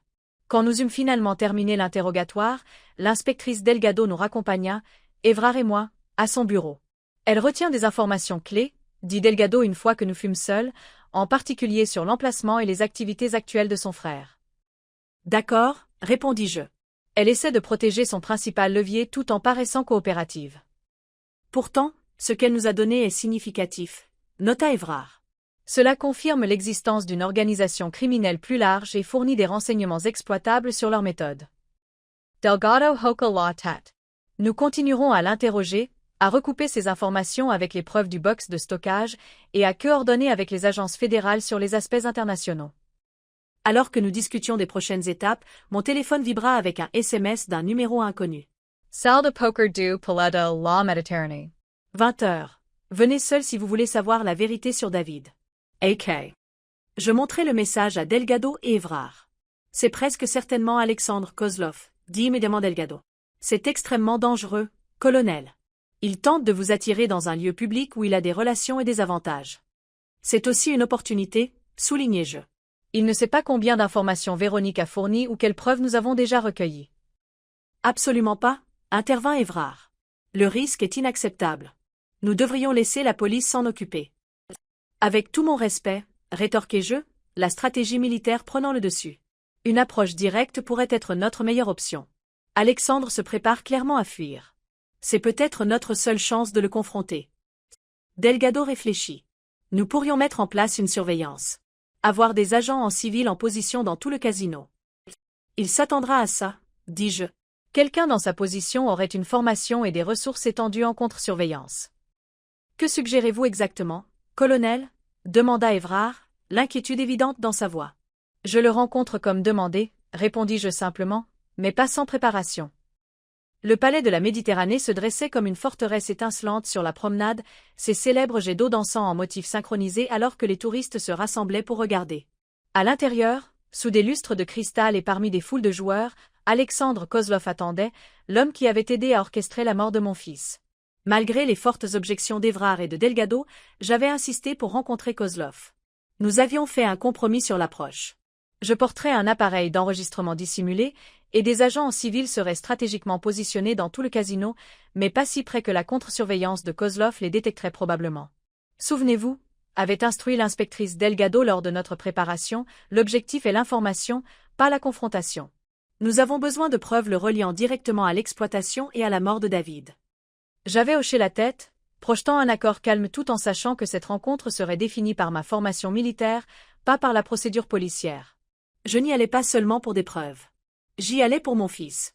En entrant dans le hall opulent du palais de la Méditerranée à 19h45, je ne portais rien d'autre qu'un petit sac de soirée contenant ma carte d'identité militaire, un téléphone et la montre de David, celle que je lui avais donnée il y a des années, qui m'avait été rendue dans ce sac en plastique de l'hôpital avec ses autres effets personnels.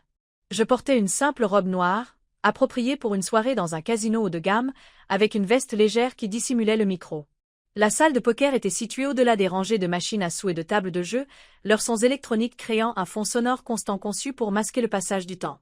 Je me déplaçais dans l'espace avec détermination, scrutant les visages et les positions comme on m'avait appris à le faire dans des environnements potentiellement hostiles. La salle de poker elle-même était plus sobre que le casino principal, un espace d'argent sérieux et de risques calculés. Des tables au feutre vert, des croupiers professionnels et des joueurs dont les expressions ne révélaient rien des fortunes gagnées ou perdues. Il attendait à une table d'angle, seul malgré la salle bondée. Alexandre Kozlov était immédiatement reconnaissable d'après les photographies du box de stockage de Véronique, beau d'une manière froide, avec des traits fins, des cheveux poivre et sel, et des yeux qui évaluaient tout en termes de profit et de perte. Il portait un costume cher, une montre en or brillant à son poignet, l'image même du succès légitime. Lorsque nos regards se croisèrent à travers la pièce, il sourit légèrement et leva son verre en signe de reconnaissance. Aucune surprise dans son expression, il surveillait l'entrée, m'attendant. Je m'approchai de sa table avec une posture militaire, le menton haut, les épaules en arrière, mon chagrin et ma rage contenus sous une façade de force composée. « Colonel Renaud » me salua-t-il, son accent légèrement est-européen malgré un anglais américain clairement pratiqué. « Merci d'être venu. Veuillez vous asseoir. » Vous vouliez me voir? Je suis là. Il désigna la chaise en face de lui. Ce que j'ai à dire prendra un certain temps. Ne seriez-vous pas plus à l'aise assise? Je me souvins des années de lycée de David, comment il avait rejoint une équipe de débat scolaire, principalement pour avoir quelque chose à partager avec moi lors de nos appels vidéo. La stratégie militaire et les tactiques de débat ne sont pas si différentes, avait-il dit. Tout est question de contrôler le terrain, n'est-ce pas, maman? Il avait eu raison, bien sûr. Et ici, maintenir une position debout était une petite affirmation de contrôle. Mais j'avais besoin d'informations plus que d'un avantage psychologique. Je pris le siège, me positionnant avec une vue claire sur Kozlov et la salle au-delà.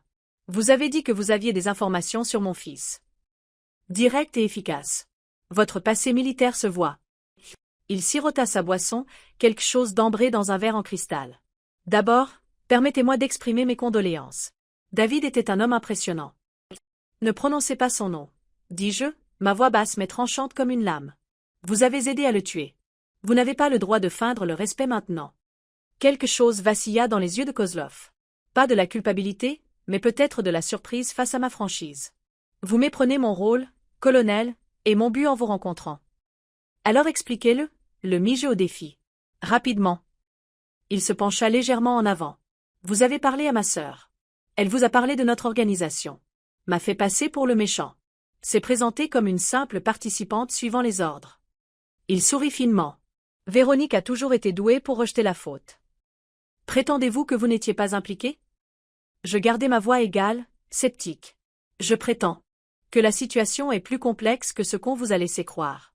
Kozlov fit signe à un serveur qui passait, qui s'approcha immédiatement. Désirez-vous boire quelque chose, colonel? Non. Il commanda un autre verre de ce qu'il buvait, puis reporta son attention sur moi. David n'était pas censé mourir. Ce n'était jamais le plan. Les enregistrements suggèrent le contraire, rétorquai-je. Vos conversations avec Véronique sur l'accélération du calendrier étaient assez claires. S'il était surpris que nous ayons des enregistrements, il ne le montra pas. Ces conversations portaient sur l'accélération de l'extraction financière, pas sur le fait de nuire à David. La stratégie initiale était simple. Véronique l'épouserait, déplacerait progressivement les actifs, puis partirait avec un règlement de divorce. Propre, légal et bien moins compliqué que ce qui s'est réellement passé. Qu'est-ce qui a changé? Demandai-je, le faisant parler pendant que l'appareil d'enregistrement captait chaque mot. Votre fils était plus observateur que prévu. Il a remarqué des divergences dans les comptes, a commencé à poser des questions. La boisson de Kozlov arriva, et il remercia le serveur avec un charme étudié. Véronique a paniqué. Elle a une certaine approche des problèmes, que je n'approuve pas toujours. Vous essayez de vous distancer du meurtre? Observez-je froidement. Je vous dis la vérité, insista-t-il. J'ai conseillé la prudence, suggéré que nous limitions les pertes et passions à autre chose. Véronique a refusé. Son expression se durcit. Elle a développé un plan alternatif sans mon approbation. Je me souvins de David adolescent, son esprit vif toujours en train de questionner, d'analyser. Il avait une fois construit un modèle complexe d'une chaîne d'approvisionnement militaire pour un projet scolaire, identifiant des vulnérabilités que même moi, avec mes années de service, n'avais pas considérées. Bien sûr, il aurait remarqué des divergences financières. Bien sûr, il aurait enquêté. Mon fils brillant et méthodique. Pourquoi devrais-je vous croire? Le mis-je au défi. Vous avez bénéficié de la mort de David. Vraiment? Kozlov leva un sursaut. L'assurance vie est gelée. Les comptes sont bloqués. La police me recherche. Mon opération à Nice, soigneusement construite, est maintenant compromise. Il secoua la tête. Ce résultat ne profite à personne. C'était imprudent, inutile et finalement non rentable. Son calcul froid sur la mort de mon fils, la pesant uniquement en termes de profit et de perte, me fit serrer les poings sous la table. Mais je gardai mon sang-froid, me concentrant sur l'extraction d'informations. Si ce que vous dites est vrai, pourquoi me contacter?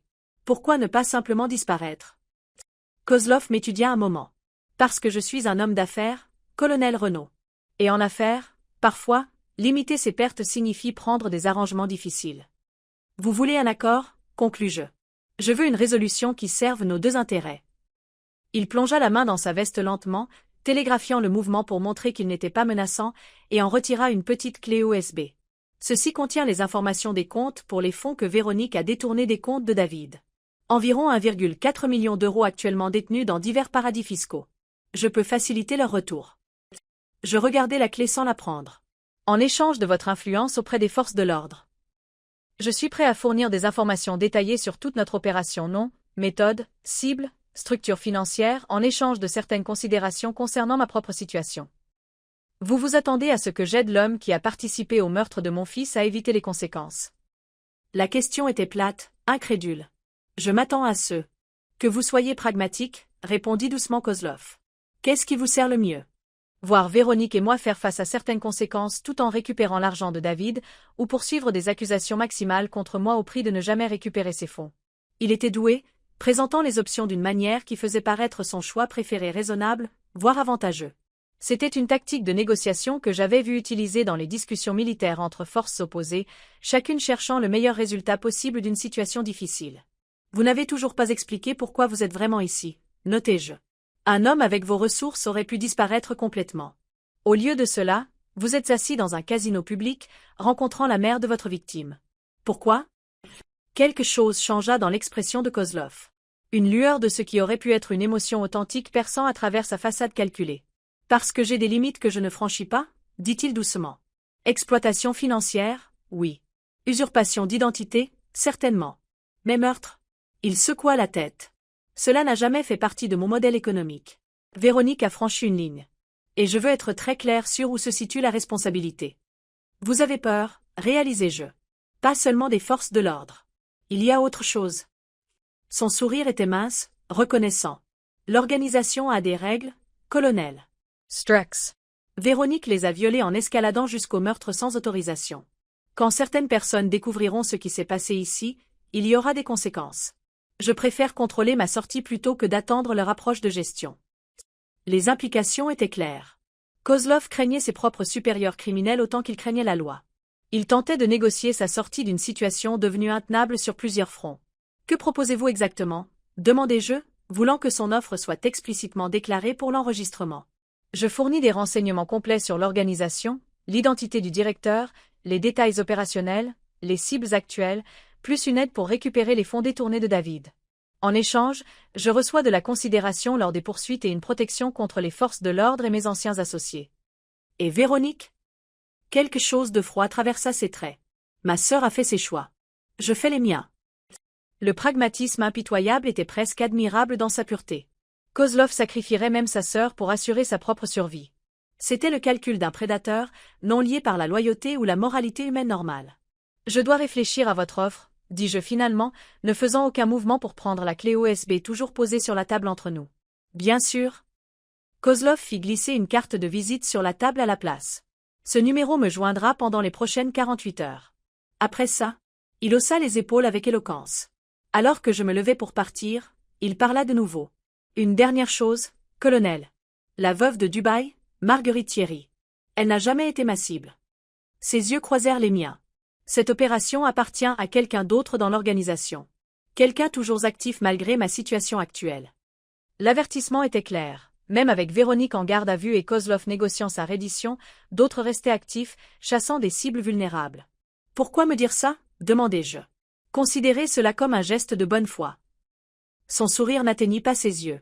Et peut-être une reconnaissance que toutes les victimes ne méritent pas leur sort. Je partis sans autre commentaire, traversant le casino à pas mesurés malgré l'envie de fuir sa présence calculatrice. Dehors, dans le calme relatif de l'atrium du jardin du palais de la Méditerranée, je contactai l'inspectrice Delgado. Nous avons tout. Entendu. Confirmatiel. Les agents maintiennent la surveillance sur Kozlov, mais nous attendons pour l'arrêter jusqu'à ce que nous évaluions son offre. Il nous manipule, dis-je platement, essayant de minimiser son implication dans la mort de David. Absolument, acquiesça Delgado. Mais certaines de ces affirmations correspondent aux preuves que nous trouvons.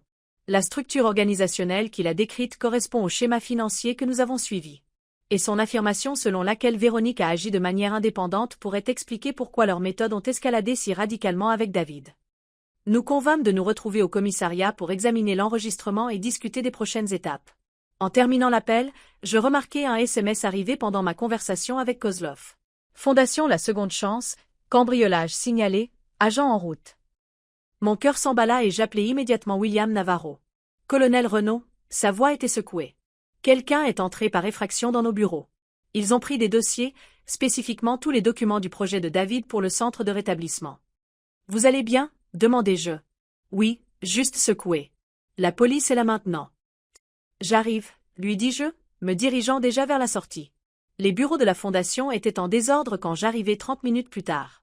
Des classeurs étaient ouverts, des papiers éparpillés sur les bureaux et les sols. Un agent prenait la déclaration de Navarro tandis que les techniciens de la scène de crime cherchaient des empreintes. L'alarme de sécurité s'est déclenchée vers 19h30, expliqua Navarro en me voyant. Le temps que la police arrive, les intrus étaient partis. Qu'est-ce qui a été pris exactement? Demandai-je en inspectant les dégâts. Tous les dossiers liés au projet de centre de rétablissement de David, plans architecturaux, documents de financement, l'acte de propriété. Navarro avait l'air vraiment affligé. Et étrangement, le mémorial que nous créions avec les photographies de David. Le timing était trop parfait pour être une coïncidence. Le cambriolage avait eu lieu pendant que je rencontrais Kozlov au palais de la Méditerranée. Une diversion, ou quelque chose de plus stratégique. L'inspectrice Delgado arriva peu après moi. Ayant été informée du cambriolage, elle s'entretint brièvement avec les agents intervenants avant de nous rejoindre, Navarro et moi.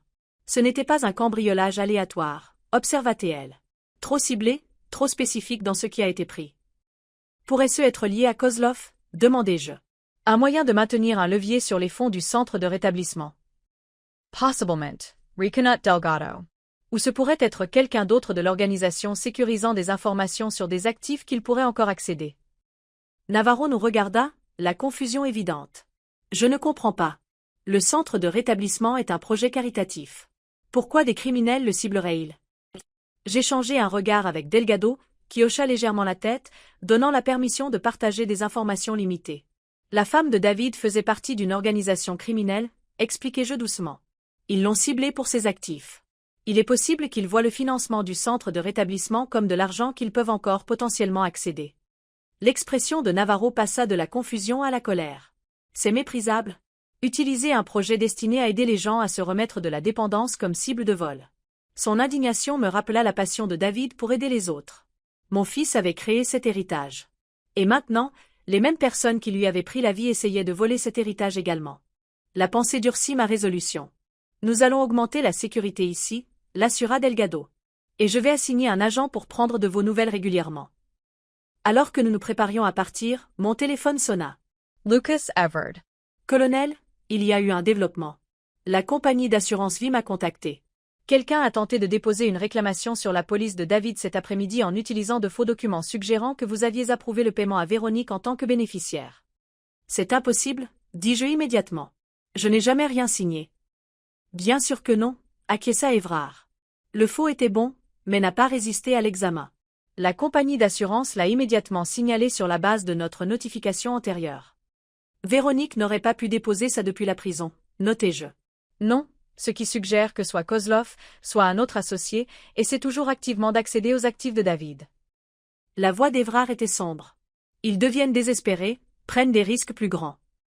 Au moment où je retournais à mon hôtel ce soir-là, j'étais épuisée, mais trop nerveuse pour dormir. Les événements de la journée formaient un schéma troublant. La tentative prudente de Kozlov de se distancer de la mort de David, le cambriolage ciblé à la fondation, la réclamation d'assurance frauduleuse. L'organisation se démenait, essayant différentes approches pour sauver quelque chose de leur opération défaillante. J'étalai les preuves sur le bureau de l'hôtel, examinant ce que nous savions et ce qui restait incertain.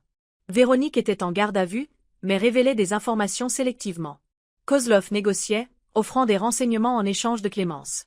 Quelqu'un, peut-être le directeur que Kozlov avait mentionné, restait dans l'ombre, coordonnant potentiellement ses tentatives désespérées d'accéder aux actifs de David. Vers minuit, l'inspectrice Delgado appela avec une mise à jour. Nous avons localisé Marguerite Thierry, rapporta-t-elle. La veuve de Dubaï que Kozlov a mentionnée. Elle est en sécurité, bien que secouée. Lorsque les agents l'ont approchée, ils ont interrompu une réunion qu'elle avait avec un homme qui correspond à la description d'un des associés connus de Kozlov. Ils chassent toujours activement, observai-je. Oui. Et deviennent moins prudents. Nous avons identifié 3 autres cibles potentielles à partir des fichiers du box de stockage de Véronique. Toutes sont contactées et protégées discrètement. Après avoir raccroché, j'essayai enfin de dormir, réussissant quelques heures avant de me réveiller à l'aube. Des années de service militaire avaient conditionné mon corps à fonctionner avec un repos minimal, mais le bilan émotionnel des derniers jours commençait à m'user. Je passais en revue les notes de l'affaire devant un café lorsque mon téléphone sonna de nouveau. Un numéro inconnu. Colonel Renaud. Une voix douce me salua lorsque je répondis. Nous ne nous sommes pas rencontrés, mais je crois que nous avons des intérêts mutuels à discuter. La voix était masculine, cultivée, avec un accent que je ne pus immédiatement placer. Est-européen peut-être, mais affiné par l'éducation.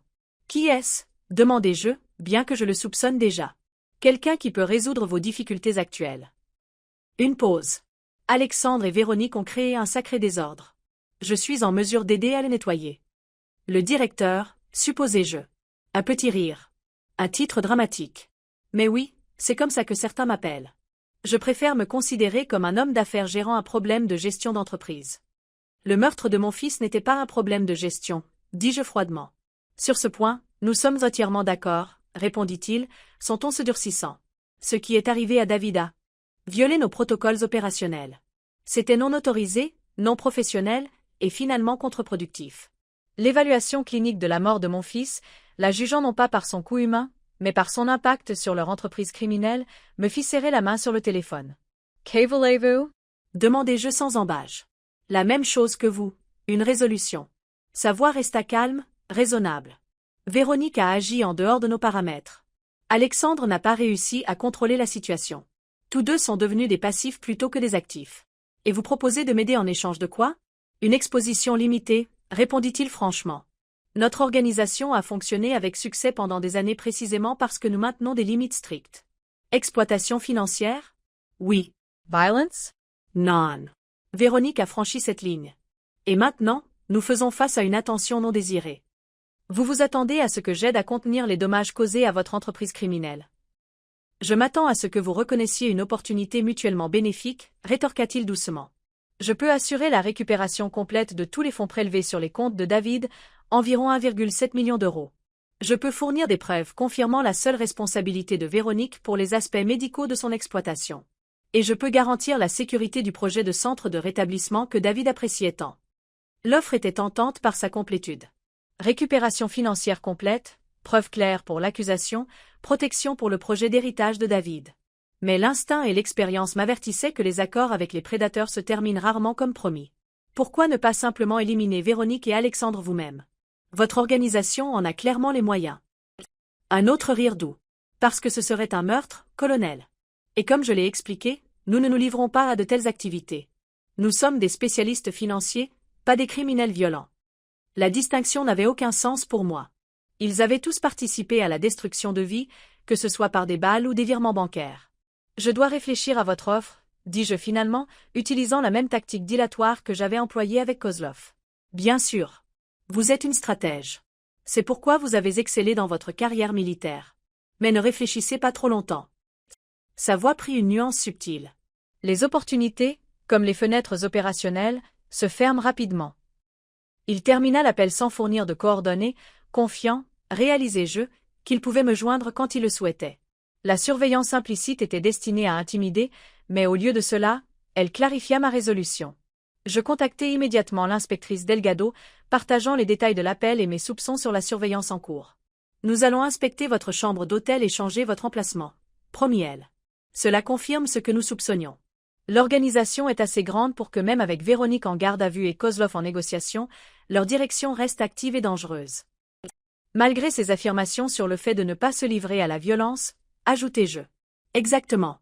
Ces types d'organisations maintiennent un déni plausible en externalisant la violence plutôt qu'en la dirigeant eux-mêmes. La voix de Delgado était sombre. Le directeur ne commande peut-être pas personnellement des meurtres, mais il a certainement des liens avec des gens qui le font. Nous convînmes de nous retrouver au commissariat plutôt qu'à mon hôtel, ajoutant une autre couche de sécurité. Alors que je faisais mes quelques bagages, je reçus un SMS d'Évrard. Audience d'urgence accordée, 14 heures aujourd'hui.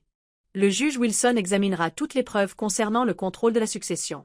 Le processus judiciaire avançait parallèlement à l'enquête criminelle, sécurisant les actifs de David tout en montant des dossiers contre ceux qui l'avaient exploité. C'était un progrès, mais il semblait creux face à son absence. Au commissariat, Delgado avait réuni une petite force d'intervention dédiée à l'affaire, des spécialistes de la criminalité financière, des inspecteurs expérimentés dans le crime organisé, et des analystes cartographiant le réseau sur la base des preuves du box de stockage de Véronique et des informations de Kozlov et du mystérieux directeur. Nous avons identifié au moins 12 victimes potentielles dans 4 villes, expliqua-t-elle, pointant une carte numérique affichée sur un grand écran. 3 sont décédés, les causes allant de naturelles à accidentelles. 9 sont en vie mais ont subi des pertes financières importantes. Et David fait 13, notai-je tranquillement. Delgado hocha la tête solennellement. D'après le schéma, nous pensons que l'organisation opère en France depuis environ 5 ans, avec des liens vers des opérations similaires en Europe et en Asie. Quelle est notre prochaine étape? Demandai-je, tombant instinctivement dans le langage collaboratif de la planification tactique. Si Delgado remarqua mon utilisation de notre, elle ne le commenta pas. Nous nous coordonnons avec la DCPJ et les agences internationales sur l'organisation plus large. Localement, nous nous concentrons sur la collecte de preuves suffisantes pour accuser Véronique de crimes plus graves liés à la mort de David. Et Kozlov? Toujours sous surveillance. Il n'a pas quitté sa suite d'hôtel depuis votre réunion hier soir. Delgado afficha un autre écran montrant des images de surveillance. Il semble attendre votre réponse à son offre. Et le directeur? Pas encore d'identification visuelle, mais nous analysons les modèles vocaux de l'enregistrement que vous avez fourni. L'appel a été acheminé via plusieurs serveurs internationaux, ce qui le rend difficile à tracer. Alors que nous examinions les preuves, un agent entra avec un message pour Delgado. Elle le lut rapidement, son expression se crispant. Il y a eu un autre développement, dit-elle en me regardant. Le box de stockage où nous avons trouvé la documentation de Véronique. Il a pris feu il y a 1 heure. Les enquêteurs d'incendie criminel sont sur les lieux, mais l'évaluation préliminaire suggère qu'il a été délibérément incendié. Détruire les preuves, conclus-je. Essayer de? Oui. Heureusement, nous avions déjà retiré tout ce qui était pertinent pour notre enquête. Delgado, Franca, Las Sources. Mais cela indique que l'organisation nettoie activement les traces. L'implication était claire. S'ils étaient prêts à détruire un bâtiment, ils n'hésiteraient peut-être pas à éliminer également les responsabilités humaines. Les affirmations du directeur sur le fait d'éviter la violence semblaient de plus en plus creuses. Je suis préoccupé pour William Navarro et la fondation La Seconde Chance, dis-je. S'ils ont déjà ciblé les documents du centre de rétablissement, les personnes impliquées pourraient être en danger. Je vais augmenter le dispositif de sécurité là-bas, promis Delgado. Et conseiller à Navarro de prendre des précautions supplémentaires. Au moment où je partis pour l'audience d'urgence au palais de justice, l'affaire avait pris une ampleur bien plus grande que ce que j'avais initialement imaginé. Ce qui avait commencé comme une quête de justice pour David s'était transformé en démantèlement d'une organisation criminelle internationale, une organisation qui travaillait maintenant activement à couvrir ses traces. Au palais de justice, Lucas Évrard attendait sur les marches, mallette à la main, l'air sombre. « Colonel, il y a un nouveau développement, dit-il alors que nous entrions. L'avocat de Véronique a déposé une requête affirmant qu'elle a des preuves que David était mentalement incompétent lorsqu'il a révisé son testament et créé la fiducie pour le centre de rétablissement. C'est absurde, répondis-je immédiatement. David était parfaitement sain d'esprit jusqu'au dernier stade de sa maladie. Je suis d'accord, et nous avons la documentation médicale pour le contrer. Edward Miguida à Travers Law Security. Mais c'est une manœuvre tactique. Une tentative de créer suffisamment de doutes pour retarder la procédure. Pourquoi? Les comptes sont déjà gelés. Elle ne peut pas y accéder depuis la prison. L'expression d'Évrard était troublée. Je pense qu'il s'agit de gagner du temps. Pourquoi exactement? Je ne suis pas certain. La salle d'audience était petite mais formelle, avec des panneaux de bois poli et le sceau de l'État monté derrière le banc du juge. Véronique était déjà présente, assise à côté de son avocat.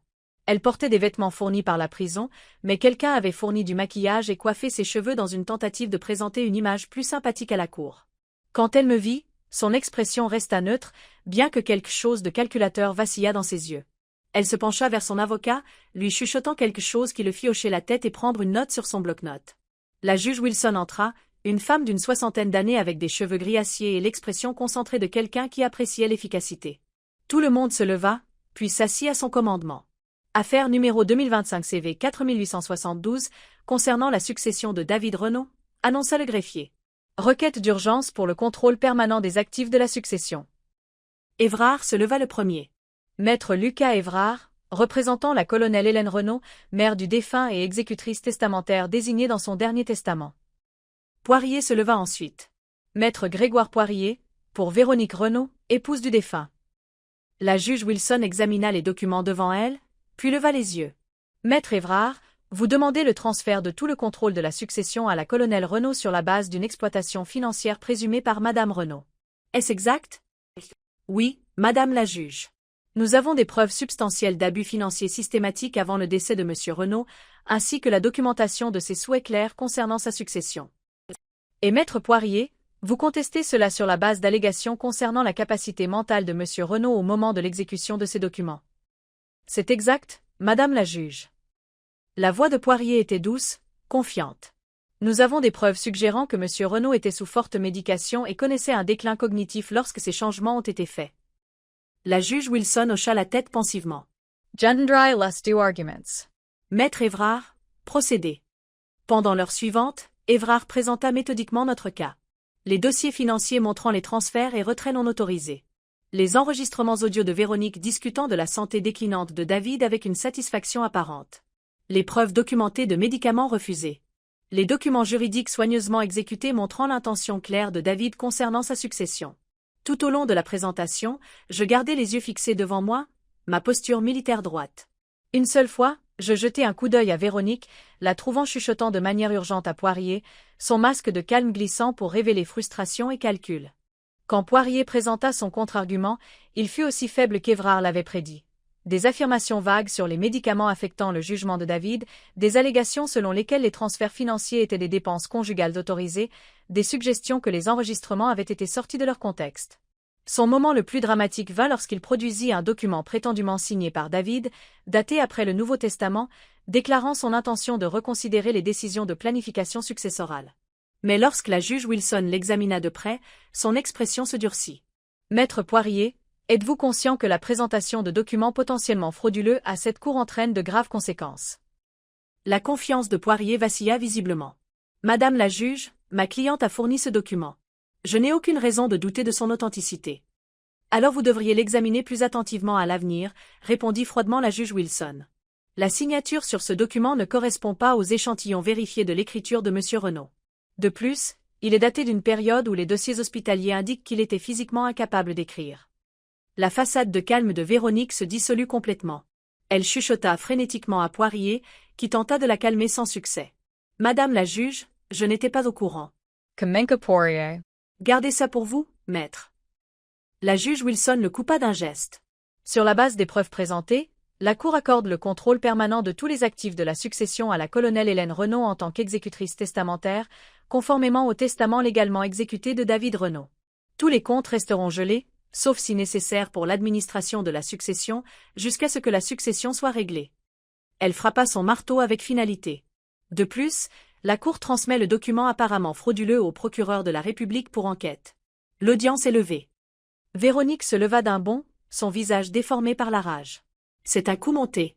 Elle n'a aucun droit. Maîtrisez votre cliente, maître Poirier, avertit la juge Wilson. Ou je la ferai expulser. Alors que Poirier luttait pour calmer Véronique, Évrard rassembla rapidement nos documents. Une victoire complète, murmura-t-il. Sortons avant que les choses ne dégénèrent. Nous étions presque à la porte lorsque la voix de Véronique, froide et précise, traversa le bruit de la salle d'audience. Ce n'est pas fini, colonel. Vous n'avez aucune idée de ce que vous avez commencé. Je me tournai lentement pour lui faire face. Non, Véronique. C'est exactement ce que vous avez commencé. La différence, c'est que je vais le finir. Dehors, dans le couloir du palais de justice, Évrard s'autorisa un petit sourire. Ça s'est encore mieux passé que prévu.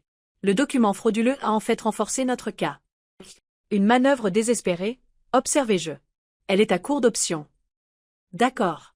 Et maintenant, nous avons le contrôle juridique complet de la succession de David. Nous pouvons procéder avec le projet du centre de rétablissement comme il l'entendait, sans autre interférence. Alors que nous marchions vers la sortie, mon téléphone vibra avec un SMS de l'inspectrice Delgado. Développement urgent. Kozlov retrouvé mort dans sa chambre d'hôtel. Suicide apparent. Preuve laissée derrière. Veuillez appeler dès que possible. The message me stopping at. Kozlov mort. Une autre trace effacée. Une autre source de témoignages potentiels réduite au silence. Qu'y a-t-il ?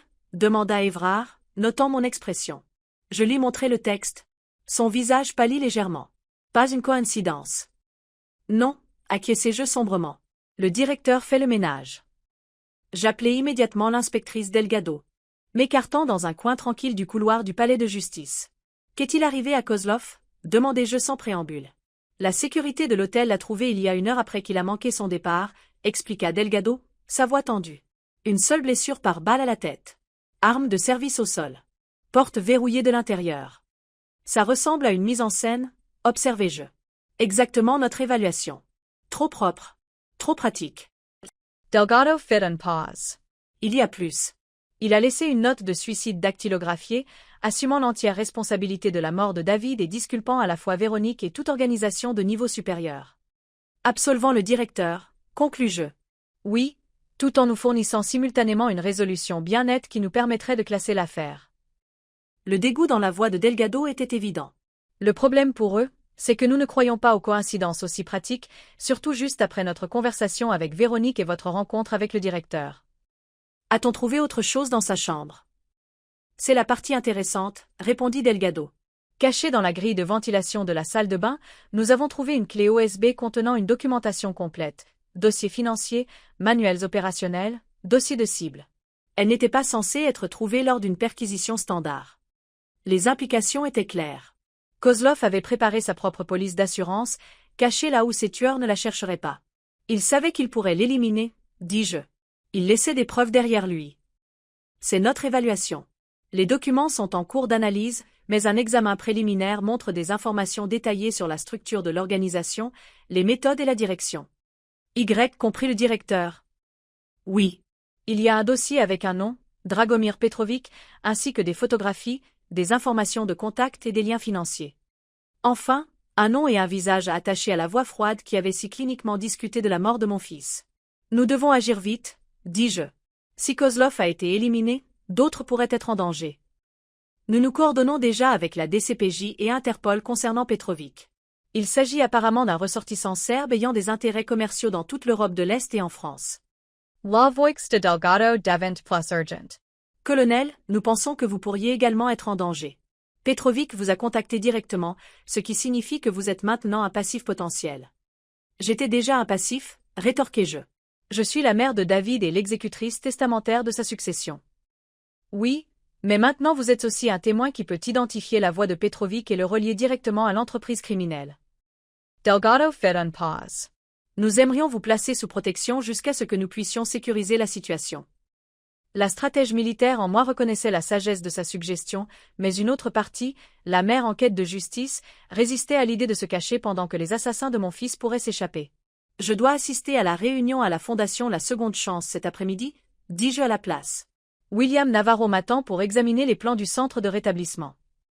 Évrard, qui avait écouté ma partie de la conversation, secoua la tête en signe d'avertissement. La réponse de Delgado fut tout aussi préoccupée. Colonel, je vous déconseille fortement de maintenir votre emploi du temps habituel. Si l'organisation de Petrovic me surveille, alors changer mes habitudes les alertera immédiatement. Terminez-je. Inspectrice, j'ai passé 35 ans dans les opérations militaires, y compris le renseignement. L'approche la plus sûre est souvent de maintenir des mouvements normaux tout en augmentant discrètement la sécurité. Après une discussion plus approfondie, nous fîmes un compromis. J'assisterai à la réunion de la Fondation comme prévu, mais avec des agents en civil à proximité et un dispositif de repérage sur ma personne. Immédiatement après, je serai déplacé dans un lieu sûr jusqu'à ce que Petrovic soit localisé. Je suis arrivé à la Fondation La Seconde Chance précisément à l'heure. Les dégâts du cambriolage avaient été nettoyés, bien qu'une sécurité supplémentaire soit maintenant visible, un agent en uniforme à l'entrée et des caméras de sécurité en cours d'installation par des techniciens. William Navarro m'a accueilli dans la réception, son expression s'éclaircissant légèrement à mon arrivée, malgré les circonstances. Colonel Renaud, merci d'être venu malgré tout ce qui s'est passé. Il m'a conduite dans une salle de conférence où des plans architecturaux étaient étalés sur une grande table. Nous avons réussi à récupérer la plupart de la documentation du projet à partir de nos sauvegardes cloud. Les plans physiques ont été pris, mais nous avions des copies numériques.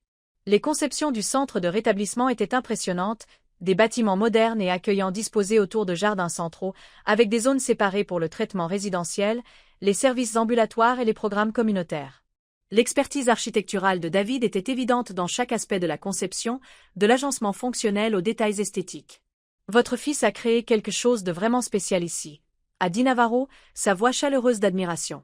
Il a insisté sur des éléments de conception spécifiques pour combattre l'isolement qui accompagne souvent la dépendance, des espaces partagés, de la lumière naturelle, des connexions avec les espaces extérieurs. Alors que Navarro me guidait à travers les plans, j'ai ressenti une fierté douce amère. C'était l'héritage de David, pas seulement des bâtiments, mais une vision de guérison et de seconde chance. Cela contrastait vivement avec l'exploitation prédatrice que Véronique et son organisation avaient pratiquée. Quand la construction peut-elle commencer ? Ai-je demandé. Avec les problèmes juridiques résolus, nous pourrions commencer les travaux d'ici un mois, a répondu Navarro.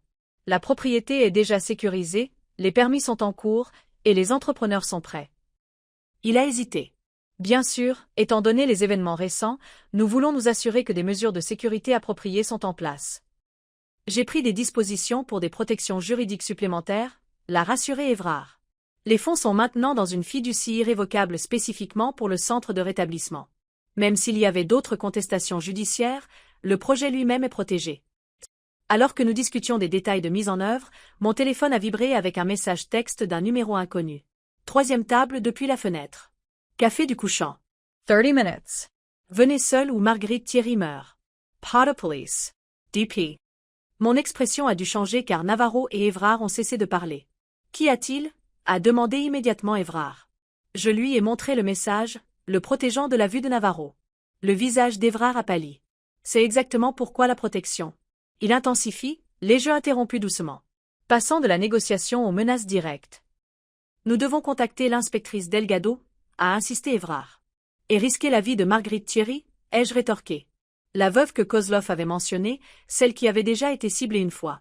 L'expression d'Évrard était déchirée entre la prudence juridique et la reconnaissance de la menace immédiate. Oh! Moi, laissez-moi alerter l'équipe de surveillance discrètement. J'ai hoché la tête, m'éloignant pour lui donner de l'intimité pour l'appel pendant que je continuais à examiner les plans avec Navarro, maintenant une façade calme malgré l'ultimatum mortel qui s'écoulait. Quand Évrard est revenu, son expression était grave mais composée. Ils ajustent le périmètre de surveillance, a-t-il murmuré. Mais ils ont fortement déconseillé le contact direct. J'ai vérifié ma montre. 20 minutes restants. Je dois sortir un instant, ai-je dit à Navarro. Habitude militaire, je ne manque jamais mes médicaments programmés. Bien sûr, a répondu Navarro. Nous continuerons à votre retour. Dans le couloir, je me suis tourné vers Évrard. Je dois y aller. Colonel, c'est clairement un piège, a-t-il argumenté, gardant sa voix basse. Petrovic essaie de vous isoler de votre protection. J'en suis consciente, ai-je répondu calmement. Mais il commet aussi une erreur critique, me sous-estimer parce que je suis une mère en deuil plutôt que de me respecter en tant que stratège militaire. Même le meilleur stratège ne peut pas surmonter une embuscade préparée seul. Je ne serai pas seul, l'ai-je assuré. L'équipe de Delgado maintiendra la distance mais restera disponible. Et j'ai fait face à des situations pires dans des zones de combat avec moins de préparation. Évrard a reconnu la détermination dans ma posture, la même résolution qui m'avait porté à travers 35 ans de service militaire et qui alimentait maintenant ma quête de justice pour David. Au moins, prenez ceci, a-t-il dit, sortant de sa poche un petit objet qui ressemblait à un stylo ordinaire. Dispositif d'enregistrement, de qualité militaire. Fonctionne même s'il est saisi et fouillé. Je l'ai accepté avec un signe de tête de remerciement, impressionné par sa prévoyance. Le café du Couchant était à 3 rue de la Fondation, un établissement modérément chic populaire auprès des hommes d'affaires locaux.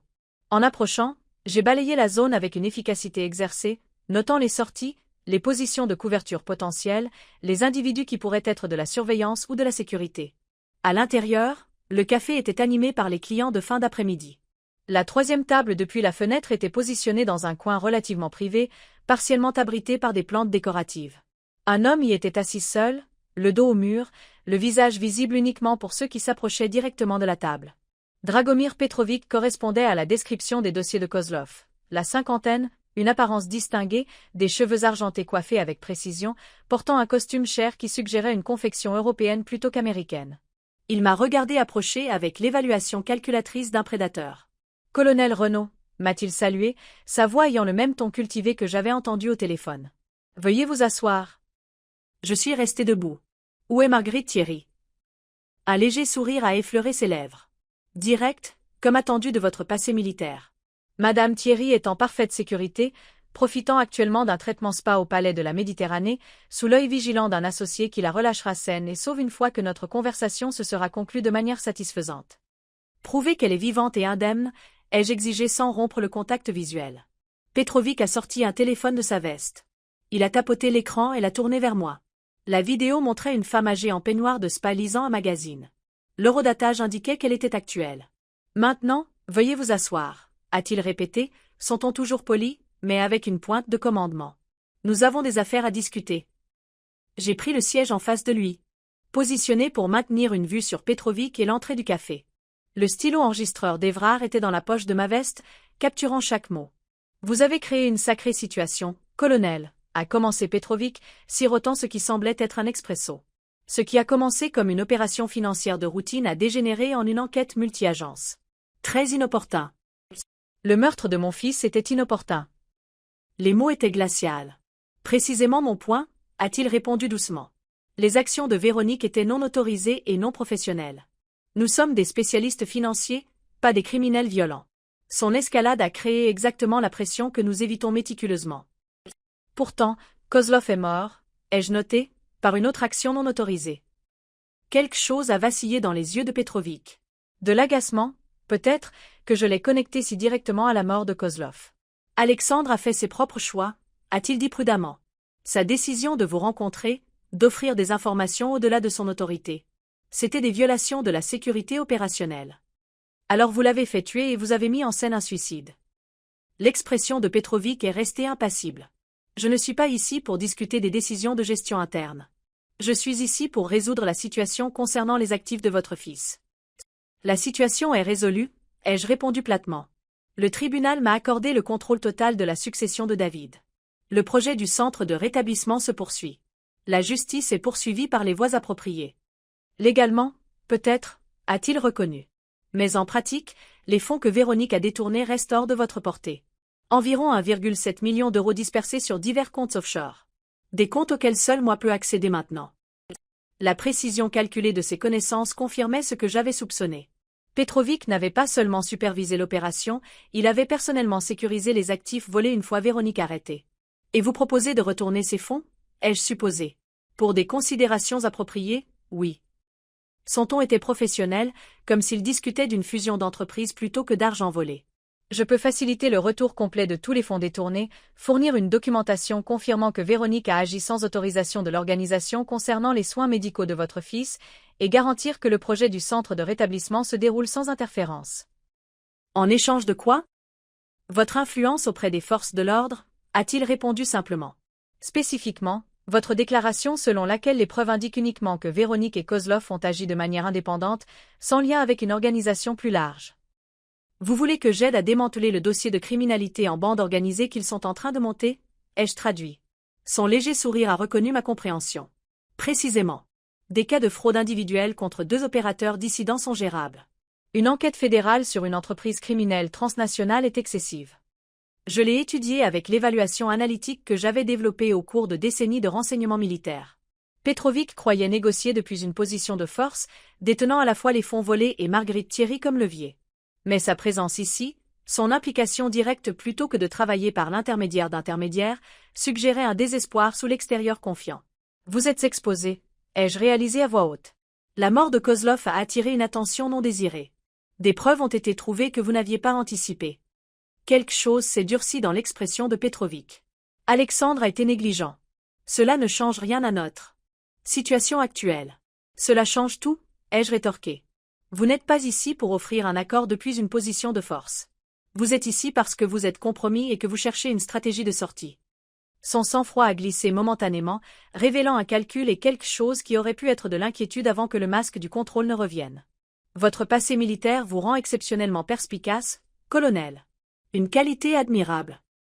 Il s'est légèrement penché en avant. Mais la perception ne change pas l'équation fondamentale. J'ai des ressources, vous voulez l'argent de votre fils et la sécurité de Marguerite Thierry. Vous avez une influence dont j'ai besoin. Vous avez mal calculé, lui ai-je dit, ma voix égale. Vous m'avez évalué comme une mère en deuil qui pourrait être manipulée par la culpabilité et la peur. Vous n'avez pas correctement pesé mon expérience militaire. Vraiment? Son expression est restée confiante.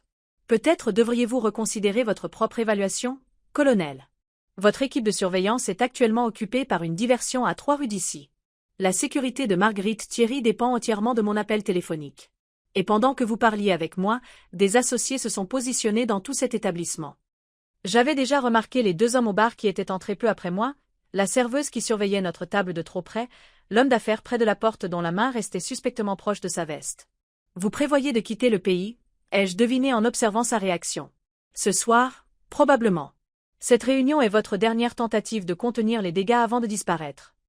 Son expression a confirmé mon évaluation. Un retrait stratégique est parfois la ligne de conduite la plus prudente. La question demeure, coopérez-vous pour faciliter une résolution propre ou forcerez-vous des complications inutiles? J'ai examiné mes options avec l'analyse tactique qui m'avait servi tout au long de ma carrière militaire. La confrontation directe était impraticable étant donné le cadre civil et les multiples hostiles. Temporiser ne ferait qu'augmenter le risque pour Marguerite Thierry. Un faux accord suivi d'une trahison ultérieure violerait mon code personnel. Je coopérerai, ai-je dit finalement. Sous des conditions spécifiques. Un soulagement a brièvement vacillé sur les traits de Petrovic. Nommez-les. Premièrement, Marguerite Thierry est libérée immédiatement, pas après la conclusion de notre discussion, mais maintenant, pendant que nous continuons de parler. Il a réfléchi, puis a hoché la tête une fois. Sortant son téléphone, il a envoyé un bref SMS. Fait. Mon associé la raccompagnera à sa chambre et partira. Deuxièmement, Le retour complet de tous les fonds prélevés sur les comptes de David, transférés à la fiducie établie pour le centre de rétablissement. Acceptable, bien que cela nécessite des instructions de routage spécifiques. Troisièmement, votre déclaration écrite confirmant les actions non autorisées de Véronique concernant les soins médicaux de David. Il a hésité plus visiblement à cette demande. Une telle documentation pourrait potentiellement être utilisée contre moi si notre arrangement n'est pas honoré. C'est non négociable, ai-je déclaré fermement. Vous voulez que j'aide à contenir l'enquête? J'ai besoin de preuves qui garantissent la justice pour mon fils. Après un moment de calcul, il a de nouveau hoché la tête. Je peux fournir une déclaration par les canaux appropriés. Rien de signé directement, mais des informations qui aideront le dossier contre Véronique. J'ai maintenu le contact visuel, projetant une force calme plutôt que la rage soigneusement contrôlée que je ressentais en étant assise en face de l'homme qui avait profité de la mort de mon fils. Si ces conditions sont remplies, je ferai une déclaration aux enquêteurs indiquant que les preuves pointent principalement vers Véronique et Kozlov agissant sans soutien organisationnel plus large. Petrovic m'a étudié, évaluant ma sincérité avec l'œil exercé de quelqu'un habitué à détecter la tromperie. Ce qu'il a vu l'a apparemment satisfait. Très bien, a-t-il convenu. Je vais lancer le transfert immédiatement. Il a sorti une tablette de sa mallette, a entré plusieurs mots de passe et l'a tourné vers moi. Les informations de routage pour la fiducie du centre de rétablissement. J'ai fourni les détails qu'Evrard m'avait donnés plus tôt, regardant Petrovic les entrées dans ce qui semblait être une interface bancaire offshore. Le transfert sera terminé d'ici 48 heures, a-t-il expliqué, retournant l'écran pour montrer une page de confirmation. Les réglementations bancaires rendent les transferts immédiats de cette ampleur impossible sans déclencher un examen supplémentaire. Et votre déclaration concernant Véronique sera livrée à l'inspectrice Delgado par une source anonyme d'ici demain matin. Il a fermé sa tablette et l'a remise dans sa mallette.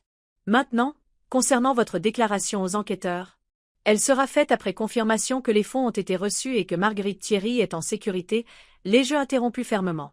Un léger sourire a effleuré ses lèvres. Vous négociez comme un officier militaire, colonel. Des termes clairs, des protocoles de vérification. Aucune place à l'interprétation erronée. Je négocie comme quelqu'un qui a déjà eu affaire à des adversaires trompeurs, les jeux corrigés. Petrovic a légèrement incliné la tête, reconnaissant le point. Nous nous comprenons, alors? Une résolution mutuellement bénéfique à une situation malheureuse. Alors qu'il se préparait à partir, j'ai posé une dernière question. Pourquoi David? Parmi toutes les cibles potentielles, pourquoi mon fils? Quelque chose comme un regret sincère a vacillé sur les traits de Petrovic. Il n'a pas été choisi personnellement. Notre opération identifie des candidats sur la base de paramètres spécifiques, ressources financières, liens familiaux limités, facteurs de vulnérabilité. La récente promotion de votre fils, son mariage avec Véronique, son isolement de la famille en raison de vos déploiements, tout cela a créé un profil qui correspondait à nos critères. Le calcul froid derrière cela, réduisant mon fils à un ensemble de facteurs d'exploitation, m'a fait serrer la main sous la table, mais j'ai gardé mon sang-froid. Des décennies de discipline militaire empêchant toute réaction visible. Une dernière chose, ai-je dit alors que Petrovic se levait. Si les fonds ne sont pas transférés comme convenu, ou si Marguerite Thierry est blessée de quelque manière que ce soit, il n'y aura aucun endroit sur Terre où vous pourrez vous cacher de la justice. Il m'a étudié un moment, voyant peut-être pour la première fois la pleine mesure de l'adversaire qu'il avait créé en moi. Je vous crois, colonel. Heureusement, de telles mesures ne seront pas nécessaires. Nos affaires sont conclues. Avec un léger signe de tête en guise d'adieu, Petrovic est sorti du café, ses associés le suivant discrètement à intervalles. Je suis restée assise, attendant d'être certaine qu'ils étaient tous partis avant de contacter l'inspectrice Delgado. La cible a quitté les lieux, ai-je rapporté. Plusieurs associés sont partis avec lui. Marguerite Thierry a peut-être été libérée, mais sa sécurité doit être vérifiée. Nous suivons. Petrovic maintenant, a confirmé Delgado. Des agents vérifient l'état de Madame Thierry au palais de la Méditerranée. Êtes-vous en sécurité? Oui. La réunion s'est terminée sans incident. Restez où vous êtes. Des agents sont en route vers votre position. Juste avant minuit, la nouvelle est venue de l'équipe de surveillance de l'aéroport. Petrovic avait tenté de monter à bord d'un jet privé enregistré au nom d'une société écran pour trouver des agents de la police judiciaire qui l'attendaient au hangar. Il était en garde à vue fédérale, faisant face à des accusations initiales de blanchiment d'argent, de fraude électronique et de complot, avec des accusations plus graves en attente à mesure que l'enquête s'étendait. Marguerite Thierry était en sécurité, confirmant qu'elle avait été retenue mais libérée saine et sauve après ma rencontre avec Petrovic. L'équipe de Delgado l'avait interrogée, recueillant des preuves supplémentaires sur les méthodes et les cibles de l'organisation. 2 jours plus tard, comme promis, les fonds détournés sont apparus sur le compte en fiducie du centre de rétablissement. 1,7 million d'euros restitués en totalité. Et avec cela est venu un document détaillé décrivant les actions non autorisées de Véronique concernant les soins médicaux de David, livré anonymement au bureau de l'inspectrice Delgado. Véronique a été formellement accusée de plusieurs crimes, notamment d'exploitation financière d'une personne vulnérable, d'abus de faiblesse, et plus significativement, de meurtre au 2e degré. Les preuves fournies par Petrovic, combinées aux examens médicaux et aux enregistrements que David avait faits, constituaient un dossier accablant contre elle. La fondation La Seconde Chance a organisé une cérémonie de pose de la première pierre pour le centre de rétablissement David Renaud un mois plus tard. Sous un ciel radieux du Nevada, William Navarro m'a tendu une pelle de cérémonie. « Voudriez-vous dire quelques mots, colonel » a-t-il demandé doucement. Je me suis approché du microphone, regardant la foule rassemblée, le personnel de la fondation, les futurs patients, les élus locaux et les journalistes. L'inspectrice Delgado se tenait à l'arrière, une présence de soutien. Mon fils David croyait aux secondes chances, ai-je commencé. Il comprenait, peut-être mieux que la plupart, que les gens peuvent faire des erreurs, faire face à des défis, et pourtant retrouver leur chemin. Ce centre était sa vision, pas seulement des bâtiments, mais un lieu de guérison, de restauration et de nouveau départ. J'ai fait une pause, mes yeux se posant sur les rendus architecturaux affichés sur des chevalets à proximité, l'œuvre créative finale de mon fils. David n'était pas parfait. Aucun de nous ne l'est. Mais il a choisi de transformer ses propres luttes en quelque chose qui aiderait les autres. Ce faisant, il a créé un héritage bien plus précieux que n'importe quel succès financier. La première pelletée de terre semblait symbolique. Poser la première pierre, non seulement pour un bâtiment, mais pour la guérison, pour la justice, pour un avenir que mon fils avait envisagé mais ne verrait jamais. Plus tard ce soir-là, dans le calme de ma chambre d'hôtel, je tenais la montre de David dans ma main, celle que je lui avais donnée il y a des années et qui m'avait été rendue après sa mort. Son tic-tac régulier nous avait accompagnés à travers tant d'années de séparation, un rappel constant du lien entre nous malgré la distance physique. On l'a fait, David, ai-je murmuré dans la pièce vide. Ils ne feront de mal à personne d'autre. Le combat n'était pas terminé. Les procédures judiciaires contre Véronique, Petrovic et leur organisation se poursuivraient pendant des mois, voire des années. Mais le danger immédiat était passé. Les prédateurs avaient été identifiés et contenus. L'héritage de David était sécurisé, sa vision. D'aider les autres se poursuivant malgré la tragédie de sa perte. Demain apporterait de nouveaux défis. Travailler avec William Navarro sur le centre de rétablissement, conférer avec les procureurs sur les stratégies de procès, commencer le long processus de deuil véritable de mon fils.